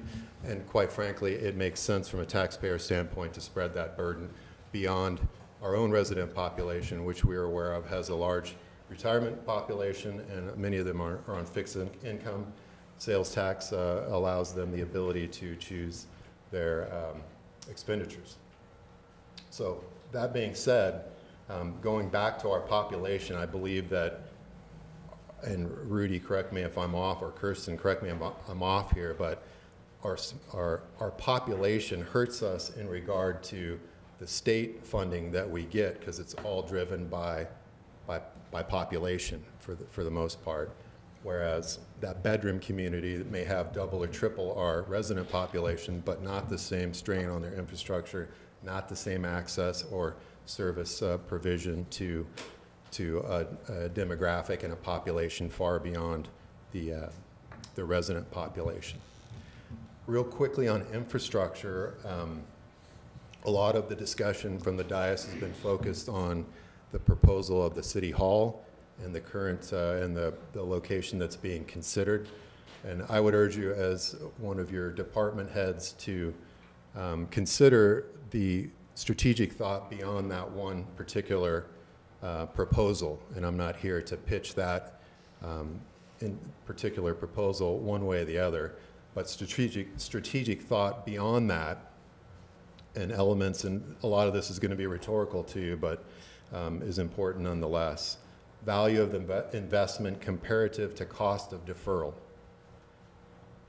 Will it attract head of household jobs, head of household job creation, commercial development stimulus? Will it reduce our liability exposure? Will it increase the value of the city's brand? Will it ensure we maintain a healthy and motivated workforce delivering the best possible customer service? As an example of this, going beyond that one example of the City Hall proposal, and again, I'm not pitching for my department, but I will use one example, is you'll note that in your packet, we have on our strategic plan, which obviously is contingent on funding. In year 5, we have the construction of a consolidated property and evidence facility that also has office space for both IT and the fire department on our public safety campus. And mind you, this is on land the city currently owns. We own the land. That project alone, just the design for it, is almost $500,000. And that's what we requested this year, was the $500,000 for that design. The construction costs are estimated at $4.5 million. So you're looking at a $5 million project, and the litmus test on whether it's needed or not, I can just real briefly tell you that right now our property and evidence room is adequate space, but we currently occupy a public works building. Our impound yard is at another part of the city. So consolidating those two, obviously, and getting them on campus, which we just went through a property and evidence audit and totally retooled the way we do business there, because there is a high liability element to that particular component, like there is to much of public safety. That's one project in the city that we're asking for funding stream, and the revenue sources are obviously clearly not there. So I'm going to, again, encourage you strategically to consider at least those examples, and every department I'm sure has one. Certainly our roads are begging for maintenance, and our sidewalks as well.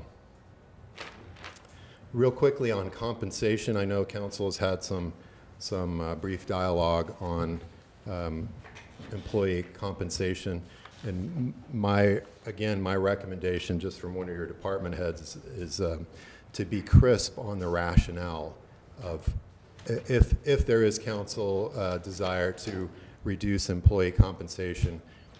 There's certainly, I think, undeniably adverse impacts to the organization that would occur depending on the scope and scale of those adjustments.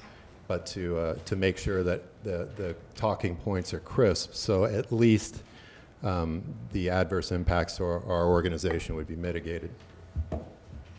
Also include that our employees are taxed as any other citizen is. So, and I think one of the council members mentioned that during our last meeting, that an increase in sales tax is not a direct benefit to our employees, it's a direct benefit to our city. That's the way I see it anyway, and they incur the same tax increases that all of our citizens do. I would recommend that, and I know there was some discussion on the COLA, and I'll make a point. I did a little bit of inquiring on the history because it predates me significantly.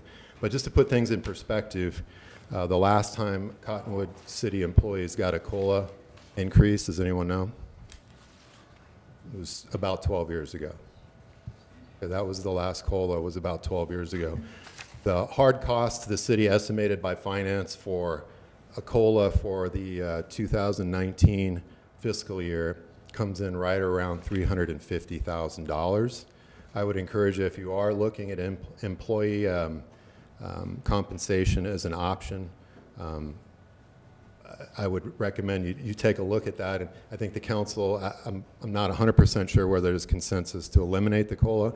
If that's the case, then I would encourage you to consider the alternate of allowing the city manager at some point in time to return to council and memorialize that the council got rid of the COLA, if that's the council's will, in 2018, and come back to the council with a request for a market adjustment based, and you can tinker with the formula, but based primarily on that Social Security index figure.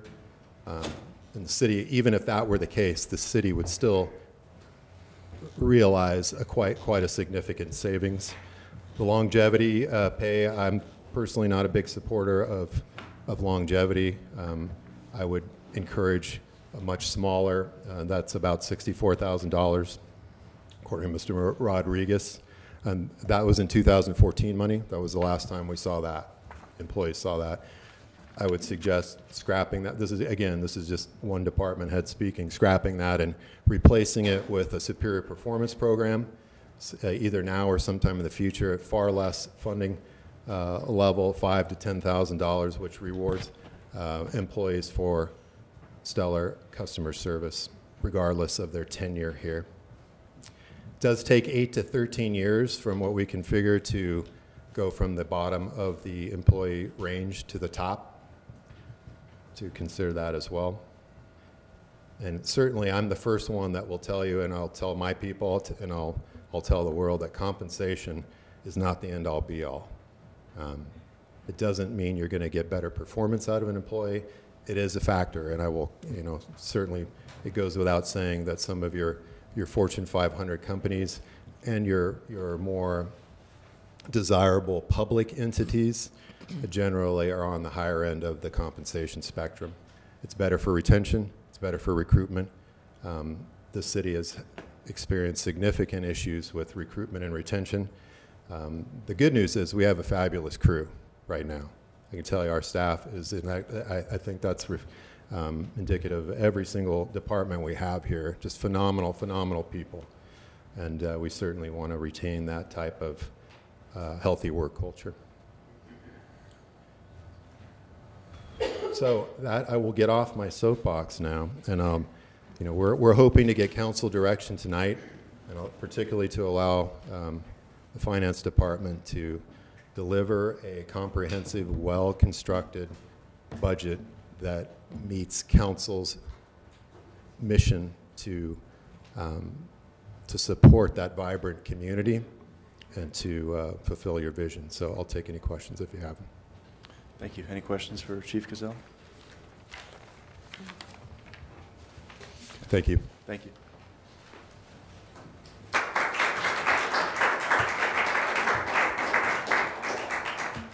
Good evening, Mayor, Vice Mayor, Council members. I'm A. Douglas DeSoto. I'm the presiding magistrate for the City of Cottonwood Municipal Court. First of all, we'd like to point out that we respect the separation of powers and fully appreciate the difficulty of your decision. I'm only here to provide information to help the council make an informed decision that affects all departments. We will respect and follow whatever the council's collective decision is. Our numbers over the past 4 fiscal years, including our proposed fiscal year next year, have only gone up 17,000 in a 4-year period. So even with personnel rate, salary increases and that type of thing, our budget's not blowing up. We're trying to administrate our budget responsibly to make sure that there aren't any huge increases that aren't justified. In fiscal year 2017, we ended up over $50,000 under budget by cutting everywhere we could. In fiscal year 2018, there should be many thousands of dollars under budget, in part because we had personnel moves last year that saved us over $17,000, plus not giving me a raise. That ends up being over $20,000 in personnel savings that we had just this fiscal year alone. We're also going to have some upcoming savings in staffing because one of our long-term clerks is retiring at the end of June. So the salaries there is going to go from mid-40s down to the mid to high 30s. So there's going to be a savings there, plus the corresponding extra costs that the city has to pay for matching amounts and state retirement system matches and that type of thing. We've had over $35,000 in security costs this year to meet our security needs. All of that has come from our court enhancement budget. There's been no cost to the city from those kind of monies. We've been saving money over the years until we've had things like this that we needed to do. And now we have a lot of different security things going on that we're having to take care of. We recently had a shooting at a court window. It was only a BB gun, but we're ended up going to be putting in some bulletproof glass windows through different parts of the court, and we're in the process of getting bids for that, but that will all again come from court enhancement fee money. After this personnel change, if you look at all the different areas of our budget, there's really no amounts that we can change to lessen and still do things that we have to do. We have expenses mandated by the U.S. Constitution, particularly the 6th Amendment on right to counsel, expenses that we have no control over. We have to appoint in those cases. There's many courts down in the Maricopa County area that appoint public defenders in virtually every single case, especially every case that has probation. We don't do that. We ask defendants to waive right to counsel in those cases, and then they don't get any jail time to start with, and then we save having to appoint that. That saves us over $100,000 easily on what we'd have to pay for court-appointed attorney costs. So we're trying to be conservative as we can in that area while still meeting our 6th Amendment requirements. Our cases are still running over double what they were a year ago. Even looking at the most recent month, every single month this year has been about double what it was the previous year. All of our computers and monitors we have to rent from AOC. We have to use those. We can't get cheaper ones. We have to use them, and we have to use their maintenance costs. We have to send employees to trainings that are mandatory yearly for all court employees.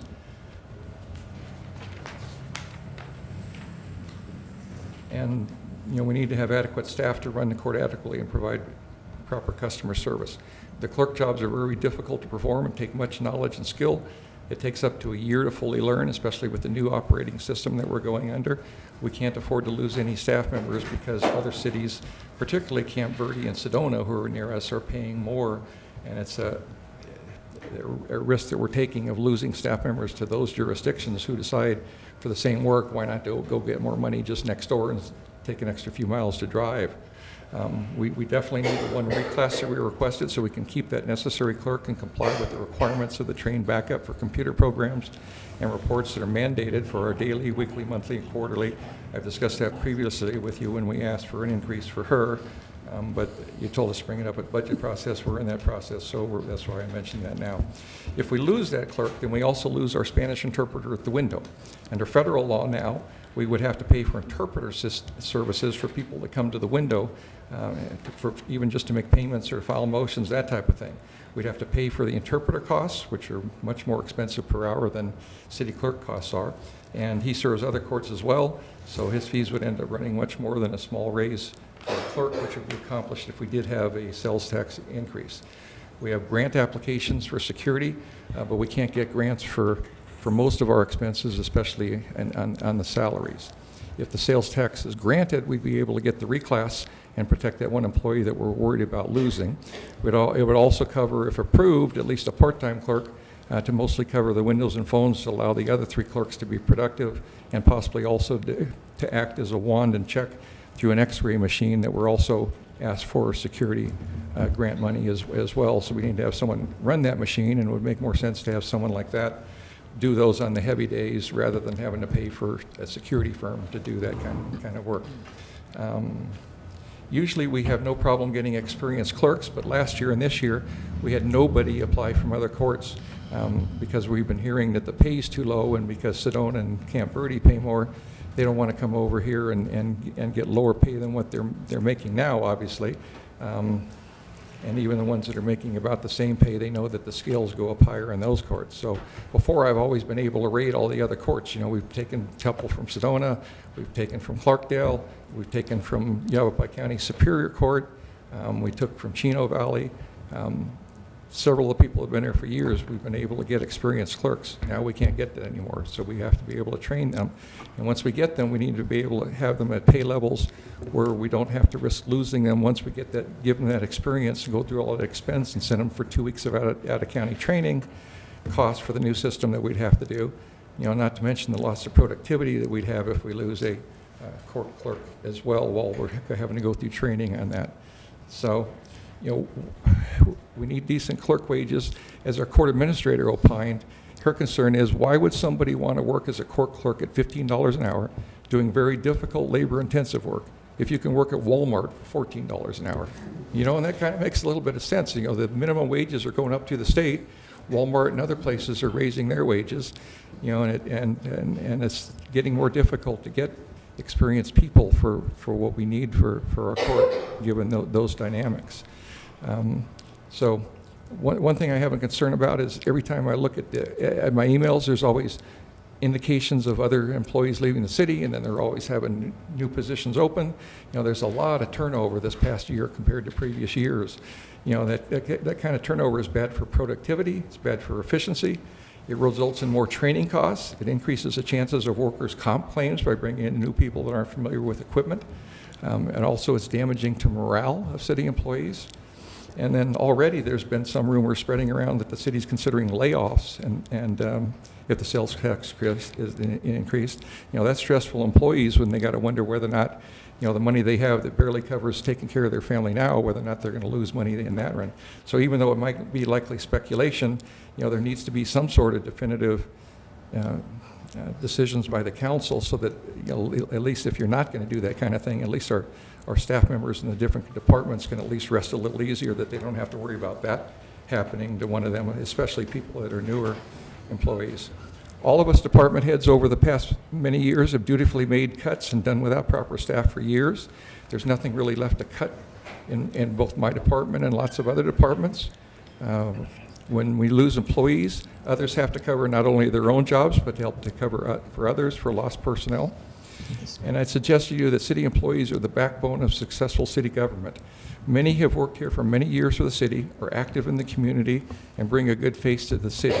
And I think we should value those employees and want to have reasons for them to stay. In regards to police funding issues, the more police officers there are, the more court revenue there's going to be. We've already seen with the increase in getting more up to full staff for the police department over the past year, that's helped those filings go to where they're almost double what they were before, getting them up to more previous levels, and that's brought the revenues up substantially too. So, you know, the more police officers you'd have if you have the sales tax increase, it's going to benefit the city more in revenues that come through the court, which is all going to help pay for staffing needs of police officers and for needs of the community as well. From an economic standpoint, an employee's standard of living decreases with the cost of living, and inflation increases, and there's no COLA or appropriate increase in wages. Chief of Police believes it was 12 years. My notes have that it was 8 years we got at without COLAs, but either way, that's a long way. So it ends up hurting those employees on the lower ends or families with people with families to support the most. So those are kind of basic economic facts. Now, myself and my court employees, we do not complain if there's no COLAs. If you don't do a COLA, that's not going to offend anybody with us, but we know it would affect the people in other departments, so we'd ask you to do what you think is best in that regard. But what our staff does want is to make sure we have adequate staffing and that we have pay equity so that we can keep the staff that we have and keep functioning well into the future. And as far as employees getting raises and COLAs and that type of thing, those kind of things end up having a synergistic effect. Like the person from the Arts District that was here, was showing you not only what the revenues are, just from that they get to start with on the sales tax revenues, but when it brings in other business and people do other spending, there's sales tax on top of sales tax on top of sales tax. So it's that's those synergies get going, and the city will benefit a lot more in the long run if employees are able to keep proper salaries and you maintain the raises for them in the future. I think you have a group of department heads that have done stellar jobs in keeping the city through a great recession and years worth of aftermath. We all need adequate resources to keep our departments running well and providing proper service. Employees and the city as a whole, I submit to you, will benefit from that. And things are bound to improve in the future as new developments come in and surrounding populations increase with respective increases in revenues. So maybe there might be a way in the future, if we do that, get that kind of growth, both within the city and in surrounding areas in the sales tax revenue. There's always the option of if that improves, as many of us think it will, to drop sales tax down a little bit in the future if you had to. So doing a sales tax now doesn't mean you're forever bound to it. If things improve in different areas, you're always able to come down if you have to in the future. So, Judge Lasota, I sure don't want to interrupt you, but if we've got a lot of other department heads. I was right at the end. That's got okay, one more. Very good. Thank you. So my next statement was, thank you for listening. Thank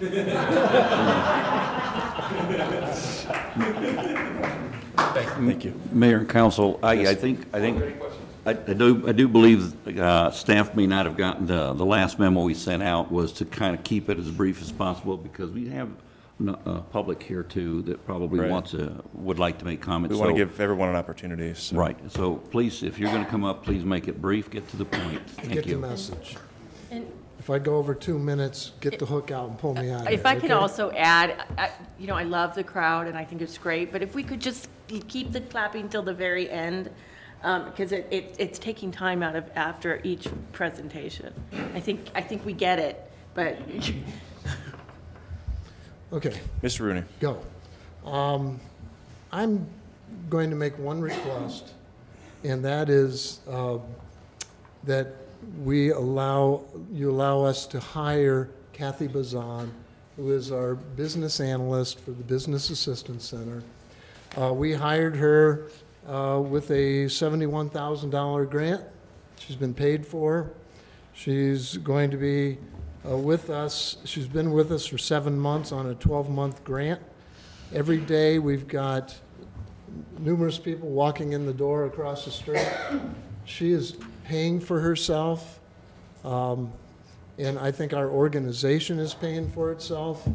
We've brought in over $700,000 in revolving loan fund grants. We just brought in $107,000 in a grant for the state parks. So we are creating revenue, and I've been here for 11 years, and I've never come up here and just begged for money, and I'm not going to stand here and beg for money today, but we pay for ourselves. Kathy's doing a great job. People recognize her in the community, and I've got statistics to back up her value, and I'd be happy to share those with you at a later time. And my 2 minutes are up. Thank you. Thank you. Any questions for Mr. Rooney? Okay, thank you. Good job, Casey, keeping it under 2 minutes. Okay. Kurt, So. I think Mike had, he wanted to say something, so. 2 minutes. I'll be back also, but. Oh my. Good evening, and I really will be short. Mike Kirkendall, Fire Chief. I'm not going to build on anything else they've said. I just, as we come down to it, you've got a very difficult decision. Nobody wants to see taxes go up. I have a house here. I don't want to see taxes go up. We have to purchase things, but we've reached a reality, certainly within my department, that we've held the line for so long, and unfortunately, as the fire department, all the things that we have to do our job seem to be exorbitantly expensive. Fire trucks are expensive. I can only tell you that I've been in the job for 6 years, but I've worked for the department now for a long time, since 1989 full-time, and before that for a few years as a reserve. The truck that is the ladder truck now, and I know that's not even probably a consideration here, that truck was here when I got here. And it's just, those are the kind of things, and unfortunately we've just been pushing these down, trying to, the old saying, kick the can down the road. Unfortunately, we've reached a point where unless we see some revenue sources, I don't know, and I'm not sure we can ever continue to buy these big ticket items that we have to buy. And it's just, it's unfortunate, but those are just the things that we have to have. Not here to sell gloom and doom, but just to say, you know, certainly I encourage you to look at this opportunity to increase the revenues that we need to be able to put an end to just putting things off to the next day, because I just don't know how much longer we can keep there. Some of the things are just falling apart, and it's just the way it is. Thank you. Thank you very much. Thank you, Mike.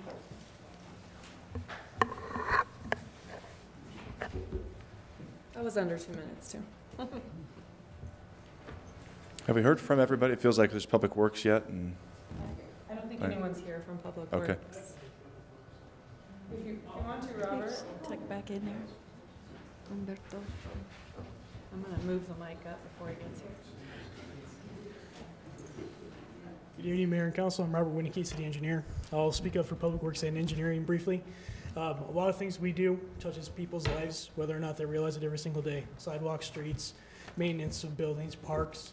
So by looking forward to possibly increasing revenues, that allows us to continue the level of service we've been doing, plus move that forward a little bit.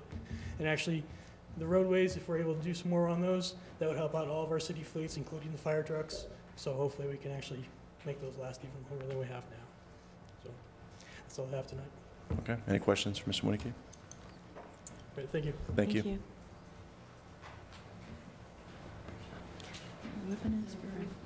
Is that it for department heads? Anybody else, John? No one wants to hear from IT.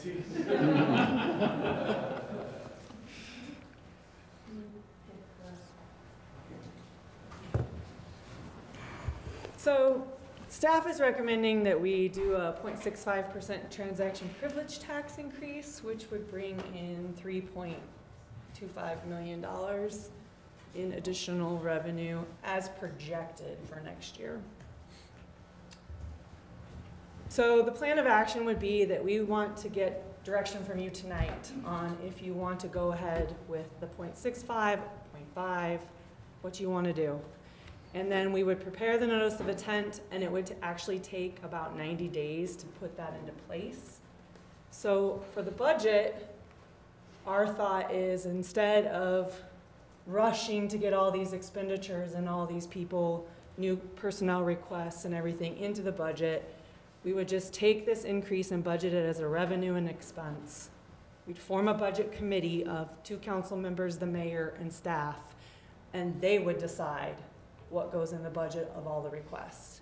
Be a discussion point, meetings where you get to decide, you get to help discuss, and nothing's put in that's not agreed upon by the committee. So that would be reserve amounts, capital requests, personnel requests, reclassifications, and any programming. And would that then come back to the full body? Yes, and then that would come back to the full body after those decisions have been made by the committee and be approved by the council. Kind of limits this time of us all standing up here and, kind of smooths the process out a little bit. But that would, again, just for clarity, that would be after the budget's approved. Yes, Okay. well, we would probably start working on the capital and everything now, but. The idea and would be, we would like to run the notice of intent and form the budget committee as quickly as possible and run them both concurrently. As I mentioned before, I don't believe that we can get this done before our deadline, so we would basically have a big plug in our revenues and a big plug in our expenditures, and then break it out once the committee has met and made a decision and brought it to council and council's approved it. Then we can go ahead and do a budget revision and distribute that plug to all the different departments. But they need to run concurrently. Yeah, Mr. Linsky, as you know, we've been working on by the policy that if one of our council members serves on a committee or commission and then we decided that they couldn't vote for the issue when it came to council. Because that would be, once again, as we discussed when you took office, that would be like voting twice. Right. And in this situation, they're asking for 3 people, okay? And I just want to find out if we're going to stick to our policy and allow one person to serve on that, or are we going to have 3 people sit out the final vote? That's a good question. It's a good point.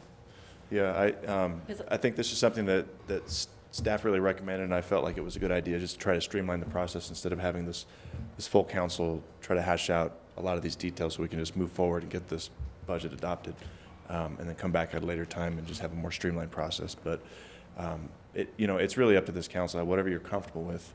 I think I'd like the full council to be able to have a look at it and vote on it. So if this council is uncomfortable with having a committee essentially vote twice, then maybe we should look at just bringing it back at some work sessions and having the full council discuss that plug that you're going to put into the budget if the sales tax increase goes through. I appreciate your question. Being, I think the more conservative, or a person up here, or one of the more conservative people up here, and you all know I'm against a couple of things that are in the current scenarios. Unless I'm on this committee, I'm not comfortable this committee because I want to make sure my voice is going to be heard, and my constituents' voices are going to be heard, and the people that are coming to me that aren't, coming to these council meetings. I've still had people just, yesterday, and I took today off, come up to me and say, I can't believe you're gonna, raise our sales tax and build a city hall. I mean, this is an issue, and I want to be able, I was elected to serve people. I want to be able to have a say, and I want to be able to fight, for people. I'm not necessarily opposed to a tax increase. I don't agree with the 0.65%. I think it's too high, but I want to have a say, and that's. So then you're saying that you don't like the idea of a committee? I would rather it be all of us, or if it is a committee, I want to be on it. I'm going to fight to be on it. Then would you want also to have the opportunity to vote? Yes. Okay. Yes, because I think you have to be able to vote for the budget. I mean, we have to be able to vote, for our budget. 2 things for me. Yes. I know Rudy wanted to say something as well, but I'm gonna just put a quick comment out there. One of the things I was looking at, we were actually looking at, both the mayor and I, a year or 2 ago, was the formation of committees rather than commissions. And this is actually one of the things that they were looking at, is forming a budget committee that would do this legwork and include a council member. And at that time, I thought that was a great idea, and I still think it's a very good idea, because it takes out this exorbitant amount of time that we spend going back and forth, because you can sit down and have the discussion now, and you can have the department heads a one-on-one, whereas here it's very limited. You've got your 2 minutes, and sometimes it's just not enough. And so I'm really in favor of that idea, that concept. But I do want a little more clarification on whether or not we can or cannot vote if we participate. I'll be happy to speak to that. So the council can choose exactly how to set up this process. it can choose to be bound by its practice of not having council members participate. But I would caution against that, because I think, as you've said before in this process, the budget's probably the most or as important as anything you do up here every year.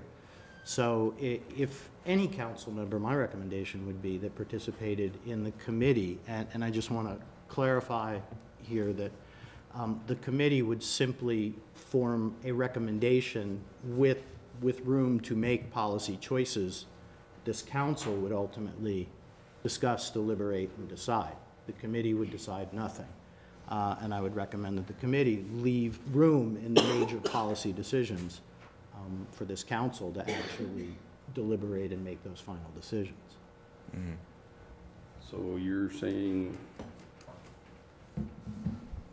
that they could or should be allowed to be on the committee? That they, yeah, I'm saying, able to sit up here and vote on that? I'm saying both, that because they what could. I see is kind of a double dipping thing here. And it may not be as important on this, but we have been following a policy. And that's been one of the issues, is that we've had policies before, and then at certain times, I don't know what happens to the policy, and we go in a different direction. We either have a policy or we don't.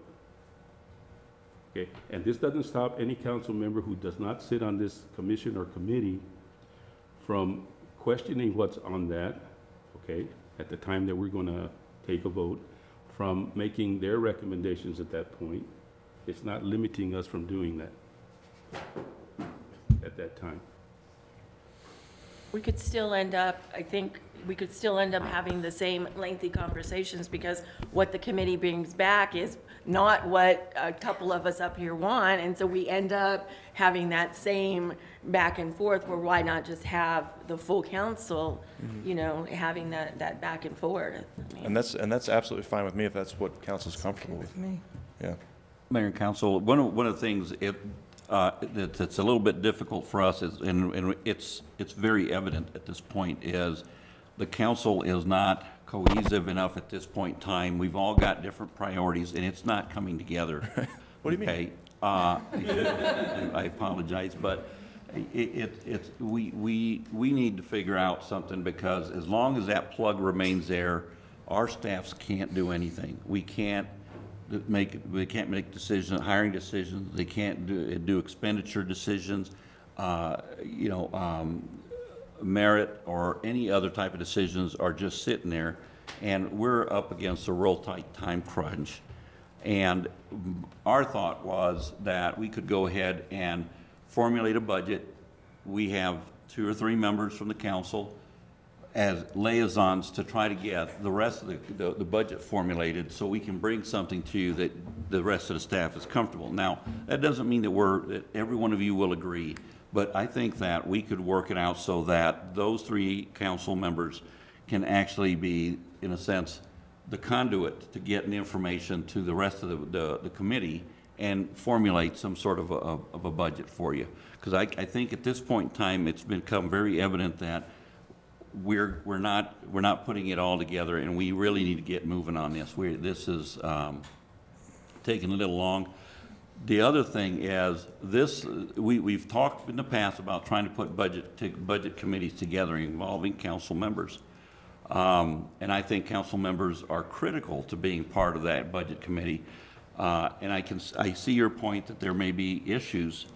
However, I think this is an ad hoc committee, and I think that we can go ahead and do something and bring it back. And if council still wants to make those changes, there's the option to change, make some changes to it. But we need to get moving on this. In the past years, our department heads would put the budgets together, and we would sit with our mayor, city manager, our council, and our staff, and we would bring you a balanced budget. This year, as you can see, it's overwhelming. That we do that because that's what we do every single day. We are the boots on the ground. We know what we need to make sure that your priorities are taken care of. I don't want to, don't get me wrong, but bottom line is we move a lot faster because we know what we need to get done, with your guidance, and that's what we're asking for here. Right now, what we're doing is we're asking some members that will give us some guidance so we can formulate the budget to bring it back to council for your vote and your approval. And I understand there is a policy, but this is pretty much an ad hoc committee. It's not a sitting committee. I'd just like to see the continuity here and not switch lanes when it fits our whim, okay? That's what I'm looking at here, because it's happened plenty of times in the past. This does not prevent the council, when it gets this, to come to the council from making any changes, and it's not gonna take, I am sure, a very long time to do that. You know, I'm sure everyone here knows and will have a plan set down that if they want something, once they hand us their plan, we can look at that, and if there's any changes, that can be done. And I don't think it's, if anything, it's gonna be minimal. Okay, so what you're saying that you want us to put together with staff and would the mayor has joined us in previous budget discussions to formulate the balanced budget. Would that be fine with council if at least the mayor sits on that and helps us go ahead and formulate the budget, and he can be the conduit to bring it over here? He still has the option to vote for it, but we need some sort of way to get input from the council as far as how we want to get this budget formulated. Would that work for you or still not work for you? All I'm doing is want to stay consistent, okay? Now, as you know, you have these deciding votes on any issue that comes at a 3-3 deadhead. You're the deciding vote to begin with. So you still have that option. I think there, go ahead, Mayor. No, you please. I think this year is new for staff, it's new for council. So I think there's bound to be some delays as we're trying to work out what works. Personally, I'm not comfortable with having a near majority of council be appointed to a committee that's on something as important as our budget. We each represent, we represent our whole community, but we all have different interests that we've all pursued or been vocal about throughout, my tenure here so far on council. I don't want any aspect of our community not at the table in the early discussions. There can be things that are lost in the shuffle between the committee discussions and the council discussions. If staff would like clearer direction, ask for it. I mean, we are spending time, but we're trying to give you the answers that you're asking for, and perhaps we all can speed things along a little bit, but when this is the first time, I agree with Councilmember Hudagi, we need to remain consistent, and second of all, just as Councilmember Althouse said, if there is going to be a committee, then I also want to be on that committee. I don't think it's fair to my voters that voted me into office to leave something as important as this, just to a small minority. Not everyone's spoken yet, so let's give everyone an opportunity to. And I would be, contrary to what Ruben has said, the mayor has sat in on the meetings in previous years, on the budget meetings, and has voted.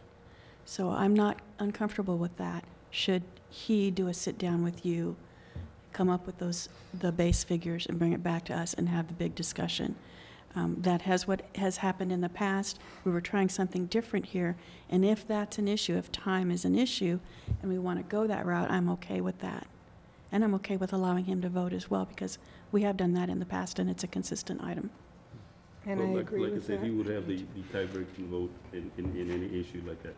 I don't have a problem. I just want to make sure that we do things, and we know what we're, shall we say, what direction we're going. I don't want to change lanes every time we turn around and have an issue come up. I agree with what the Vice Mayor said. Me too. I'm fine with that. I mean, that's the way it's done in the past, but I'd like for you to take some time, and I think you know my point of view, but for you to take some time and really listen to what each council member finds important and not important. And I'll tell you right now, it'll be on the record, and I've said it before, I think roads and sidewalks are way more important than a city hall. I think reserves are way more important than a lot of this other stuff, including some of the personnel requests. I really think we need to build up our reserves and take care of our streets and our sidewalks and our roadways and that type of stuff. And if we did build up our reserves, and in 5 years we wanted to do this evidence, center, maybe we will have enough to pay cash for it, like we had back a long time ago. I feel very strongly about that, obviously. Please go ahead. Okay. I think we just need to decide what the way we're going to do it first, and then I have some stuff to say also. I'm sure Linda does and everybody else, but we just need to give them direction right now as to how this committee, or however they're going to set it up, it needs to be done now. Okay. And I'm fine serving in that capacity. I appreciate everyone's support. And, I have sat down with Deputy City Manager and Kirsten Lennon, and I feel like I'm representing what I am hearing from the rest of the council. I'm not trying to push, what I think is right, because what I think is right is moot, really. It's what this body decides as a whole. So I'll represent everyone as well as I can during that process, and then present it to this full body for a vote. I'll go along with you, Mr. Mayor. That's the best thing I've heard so far. Now, can I speak again? Please. Okay. I've been pretty silent through this whole thing. I would be in favor of 1% or 0.65. I'll settle for 0.65.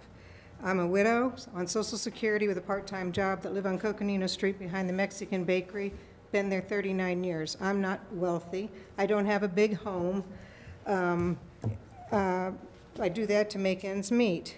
The area I live in used to be called Smelter City. It's an old area. We bought it in 1980 and remodeled it. I think that the 1% would really keep us from coming back and having, well, not us, but you guys, from coming back and going through this in the next 2 or 3 years. I mean, it would really set the city for a longer time. I'm not a tax person either. I mean, sometimes it's hand to mouth or just trying to make ends meet in a month, depending on what comes up. But we could have more we could work more on the roads, we could do sidewalks, we could take care of our employees. With all of that, we need to consider the wages, the merit, the COLA. That increase in the taxes is going to help with the sidewalks, the roads, the people like the Senior Center and the Humane Society, all these people that are coming to the city now asking for more money, and it's deserved. I mean, they take care of the vets, they take care of the dogs, they take care of the seniors, which I am one of, but I can take care of me. But the nonprofits that might need some more money or a little help here and there where they have to come and beg for $2,000 if somebody needs a van or something like that, like the vets or the Humane Society or any of those, we need to take care of the people that live within the city limits of Cottonwood. But all of the people on the outside, I don't remember exactly how many come in every single day. They can help with this with the tax. They'll help us take care of our residents here within the city limits. And I'm, like I said, I'd go with the 1%. I'll settle for, let me get it. You gave it to me last week. I'll settle for this. And good, I'm done. I might talk again. I don't know. I've got a whole page full here, but I wrote it real small and didn't take my glasses out.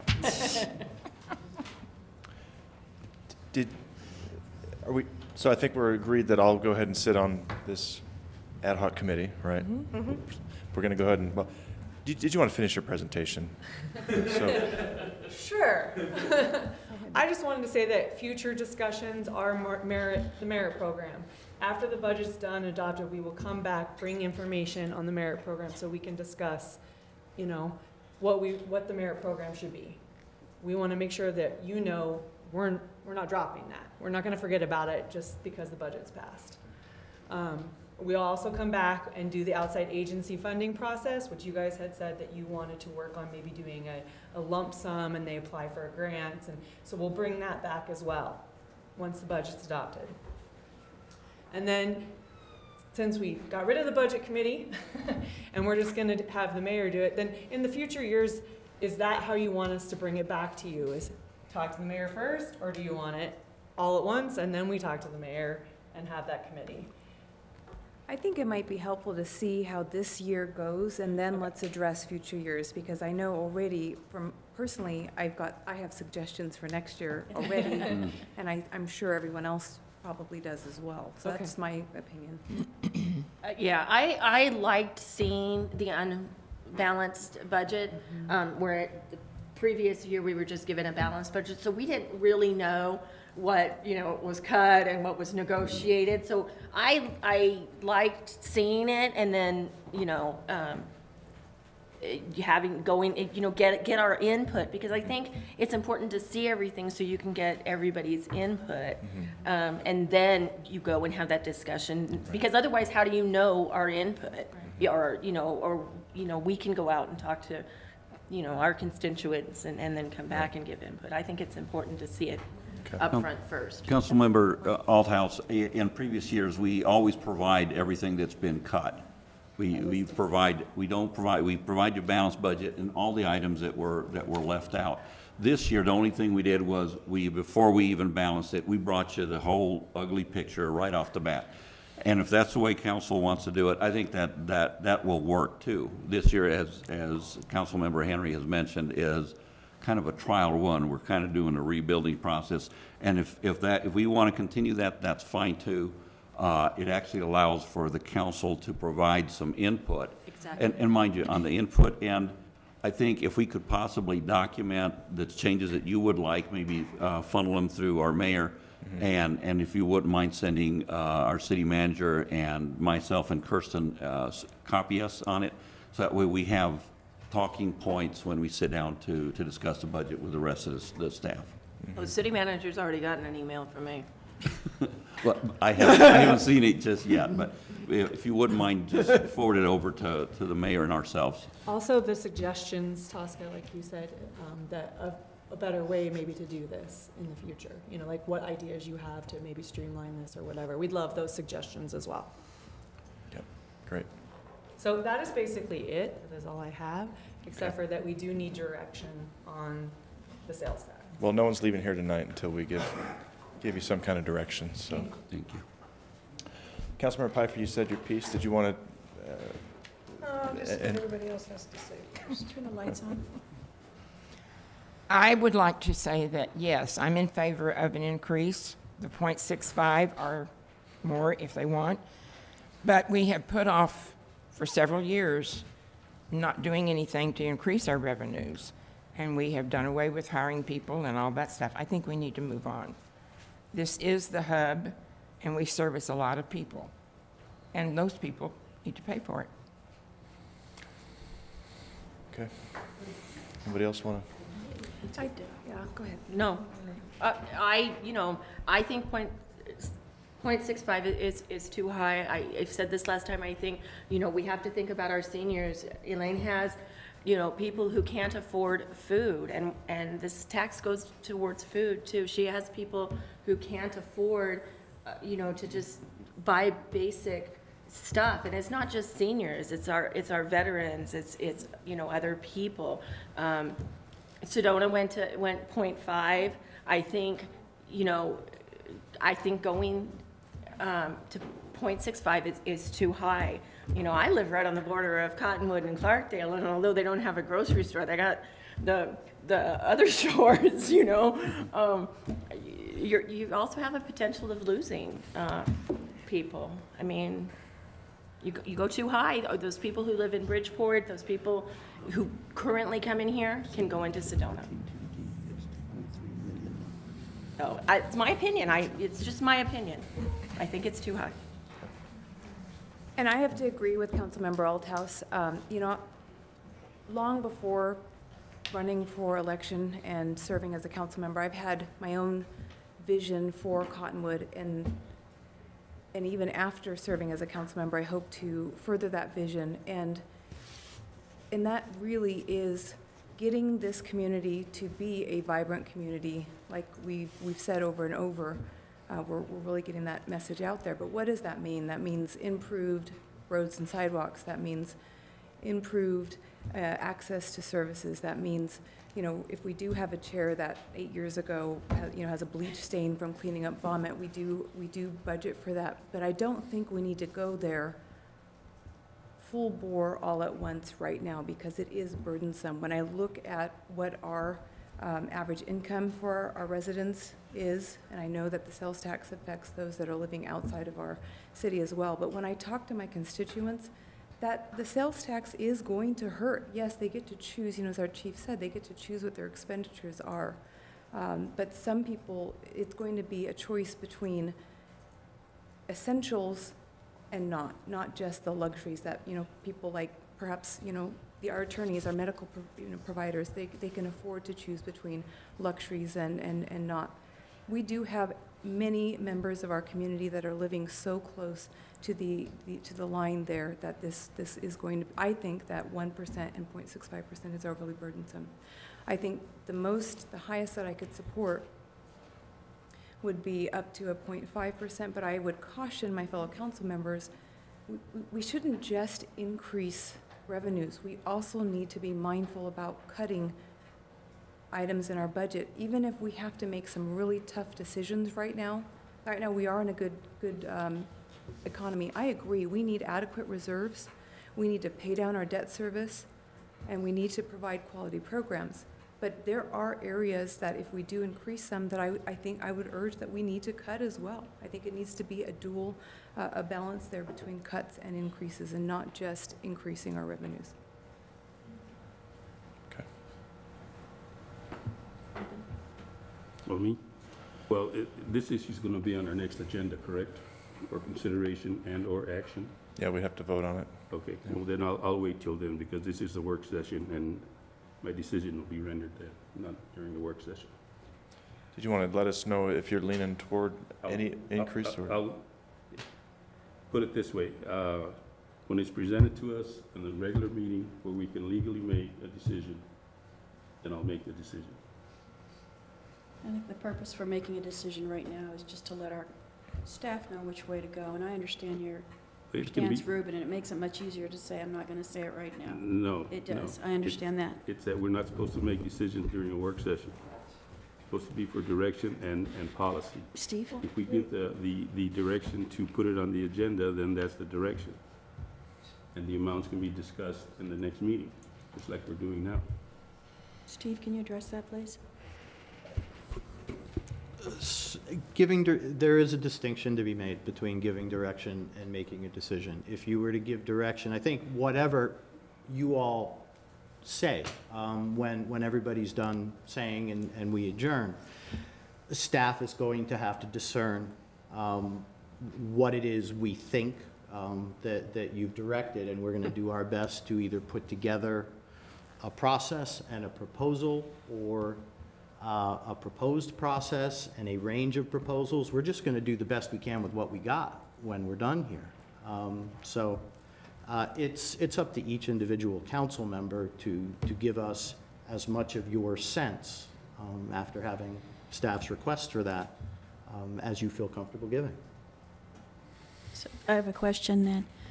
So Rudy, what does this do for you? If not everybody gives their intimation tonight, what? If I can get just a consensus of where council would want to go, I can go ahead and prepare the notice of intent and bring it to the council. I'm not saying the next council meeting, but the first meeting in June at latest. And that'll start the process. At that point in time, council can go ahead and reject it, or send me back in at it with a different number, and I will bring it back a different NOI. I think you've already received a consensus because 4 of the individuals have spoken already. 4 council members have spoken. And I think we're leaning toward sales tax increase. I think we haven't heard from everyone yet, including the Vice Mayor and myself. I'm going to wait as well. If Ruben's going to wait, I'm going to wait. But again, you've got 4 people that have said, let's move towards the sales tax, with them at least it being, or at one being at most 2. At most 5%, and some at 0.65. So I think that's some direction. And I said, and I think Ms. Henry said as well, at most. That's not. I'm not saying that that's what I support. I'm saying that's the highest I will support, and only if certain things come out of the budget. And again, I can't stress this enough, Council Member Althouse. You're putting us in a real precarious situation where you're saying, I will only if. We need direction. We're trying to get a consensus, a feel of where we need to be and treat the expenditures separate. If we get a consensus of where you want to be, then how we budget the expenditures will be the discussion that you can have with the mayor, and the mayor will relate to staff, and we'll try to make them all work. Mr. Mayor, there's a couple of procedural options here. I think maybe what we should probably do to satisfy what I'm hearing the council say is bring not a notice of intent next week, but an action item where the council can do a motion and a vote. It may mean extra meetings, it may not. I don't know what the timing imperatives are exactly, but we'll bring a legal action item that'll allow the council to deliberate and then decide on the specific between 0 and whatever sales tax increase that you would like to see at your next regular meeting for the adoption of a notice of intent. So for this coming Tuesday, then, is when we would vote? Be an action item on the agenda. And that's just by way of a suggestion. I think that's the only way that we're going to get any real direction to staff here is for this council to actually vote. And so I think you're going to have to go through the work of presenting that menu of options that starts at 0 and goes up to 0.65. Like was in here. And I don't know that we're going to get any clearer direction to you than that tonight. I think we're looking at a sales tax increase. I mean, just based on the comments I've heard. And I'm not opposed to a sales tax increase so long as, you know, we do focus on the real needs of our community as expressed through the many interactions that I've had, at least as far as infrastructure being, you know, paramount, road sidewalks, like putting money away, paying down our liability. These are things that are important to our community, and I think we can all agree to that here. Just, we're gonna have to vote on the amount, the actual amount. And I don't think you're gonna get any clearer direction than what we've given you on that amount tonight. Sorry. Would it be possible for us, well, you've got, when's the next meeting? Next Tuesday. It doesn't give us much time to put something, well, we'll work something out with Matt to put something, agendize an item so it gives direction. What we may do is a notice of intent. We might take a flyer and propose a notice of intent. You can deliberate on it. If that gets voted down, then we can bring you another notice of intent with a different number. But if it does fly, we'll be on track to try to get this thing done in 90 days. So you want to bring a notice of intent to Tuesday's meeting? Right. With some figure plugged in, so you're going to roll the dice? I'm going to research whether we can bring that to you with alternative numbers. I don't know the answer. Okay. So I want to get the answer before we do something. Okay. We'll work something out. Okay.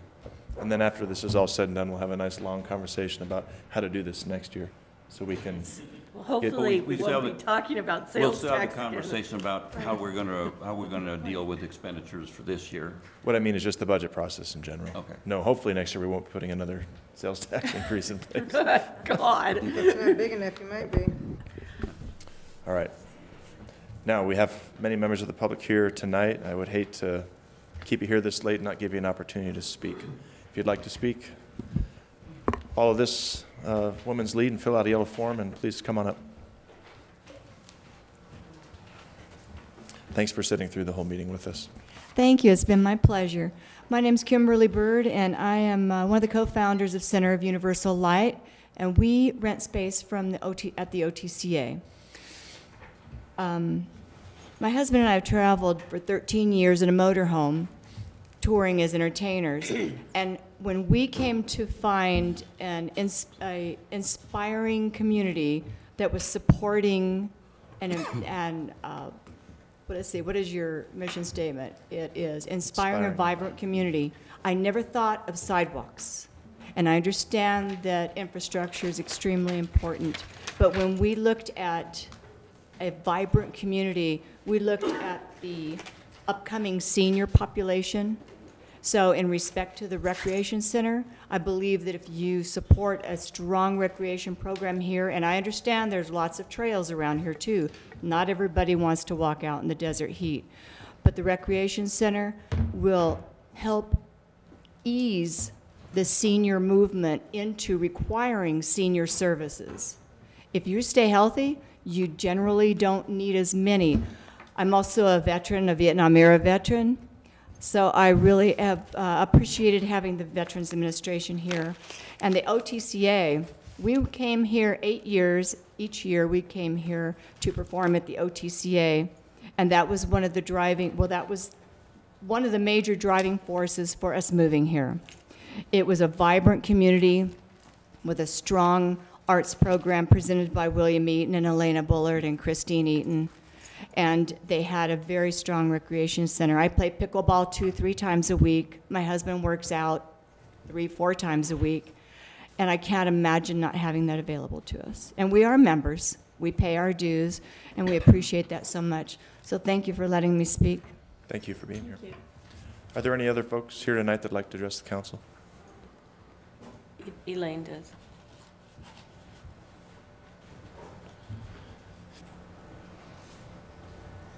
Once again, Elaine Bremner. Betwixt and between, I think the first thing that crosses my mind is the taxes that are already in, sales taxes that are already in place. At what point in time do any of them disappear? What were they for? So we're sort of adding to it something, but not knowing what we've got, what it represents already. And so when we increased sales taxes in the past, what was it for, and when does it get reduced? Do you know what I'm saying? Okay, so that's a concern. And of course my concern is any kind of increase in anything, we have people who cannot afford to buy food. And it's a serious problem. And I know if I were to say, well, I think it's a great idea because the senior centre may benefit from it, but I'm also thinking about the hundreds and hundreds of people in the Verde Valley who won't benefit from it, including, you know, the homeless, seniors, a lot of poor folks living in this territory. So anyway, I would like that kind of information discussed, you know, about what's in place, why it's in place, when does it go away, when is there going to be a reduction? Thank you. Thank you. What do they say about life? Is 2 things are certain, death and taxes. Well, are there any other folks here tonight? Thanks again, everyone, for, you know, you should get like a frequent flyer card, I think. Really do appreciate you coming out. Motion to adjourn? Second. So, Councilmember Allhouse made the motion. Councilmember Henry seconded it. All in favor? Aye. Any opposed? Adjourned.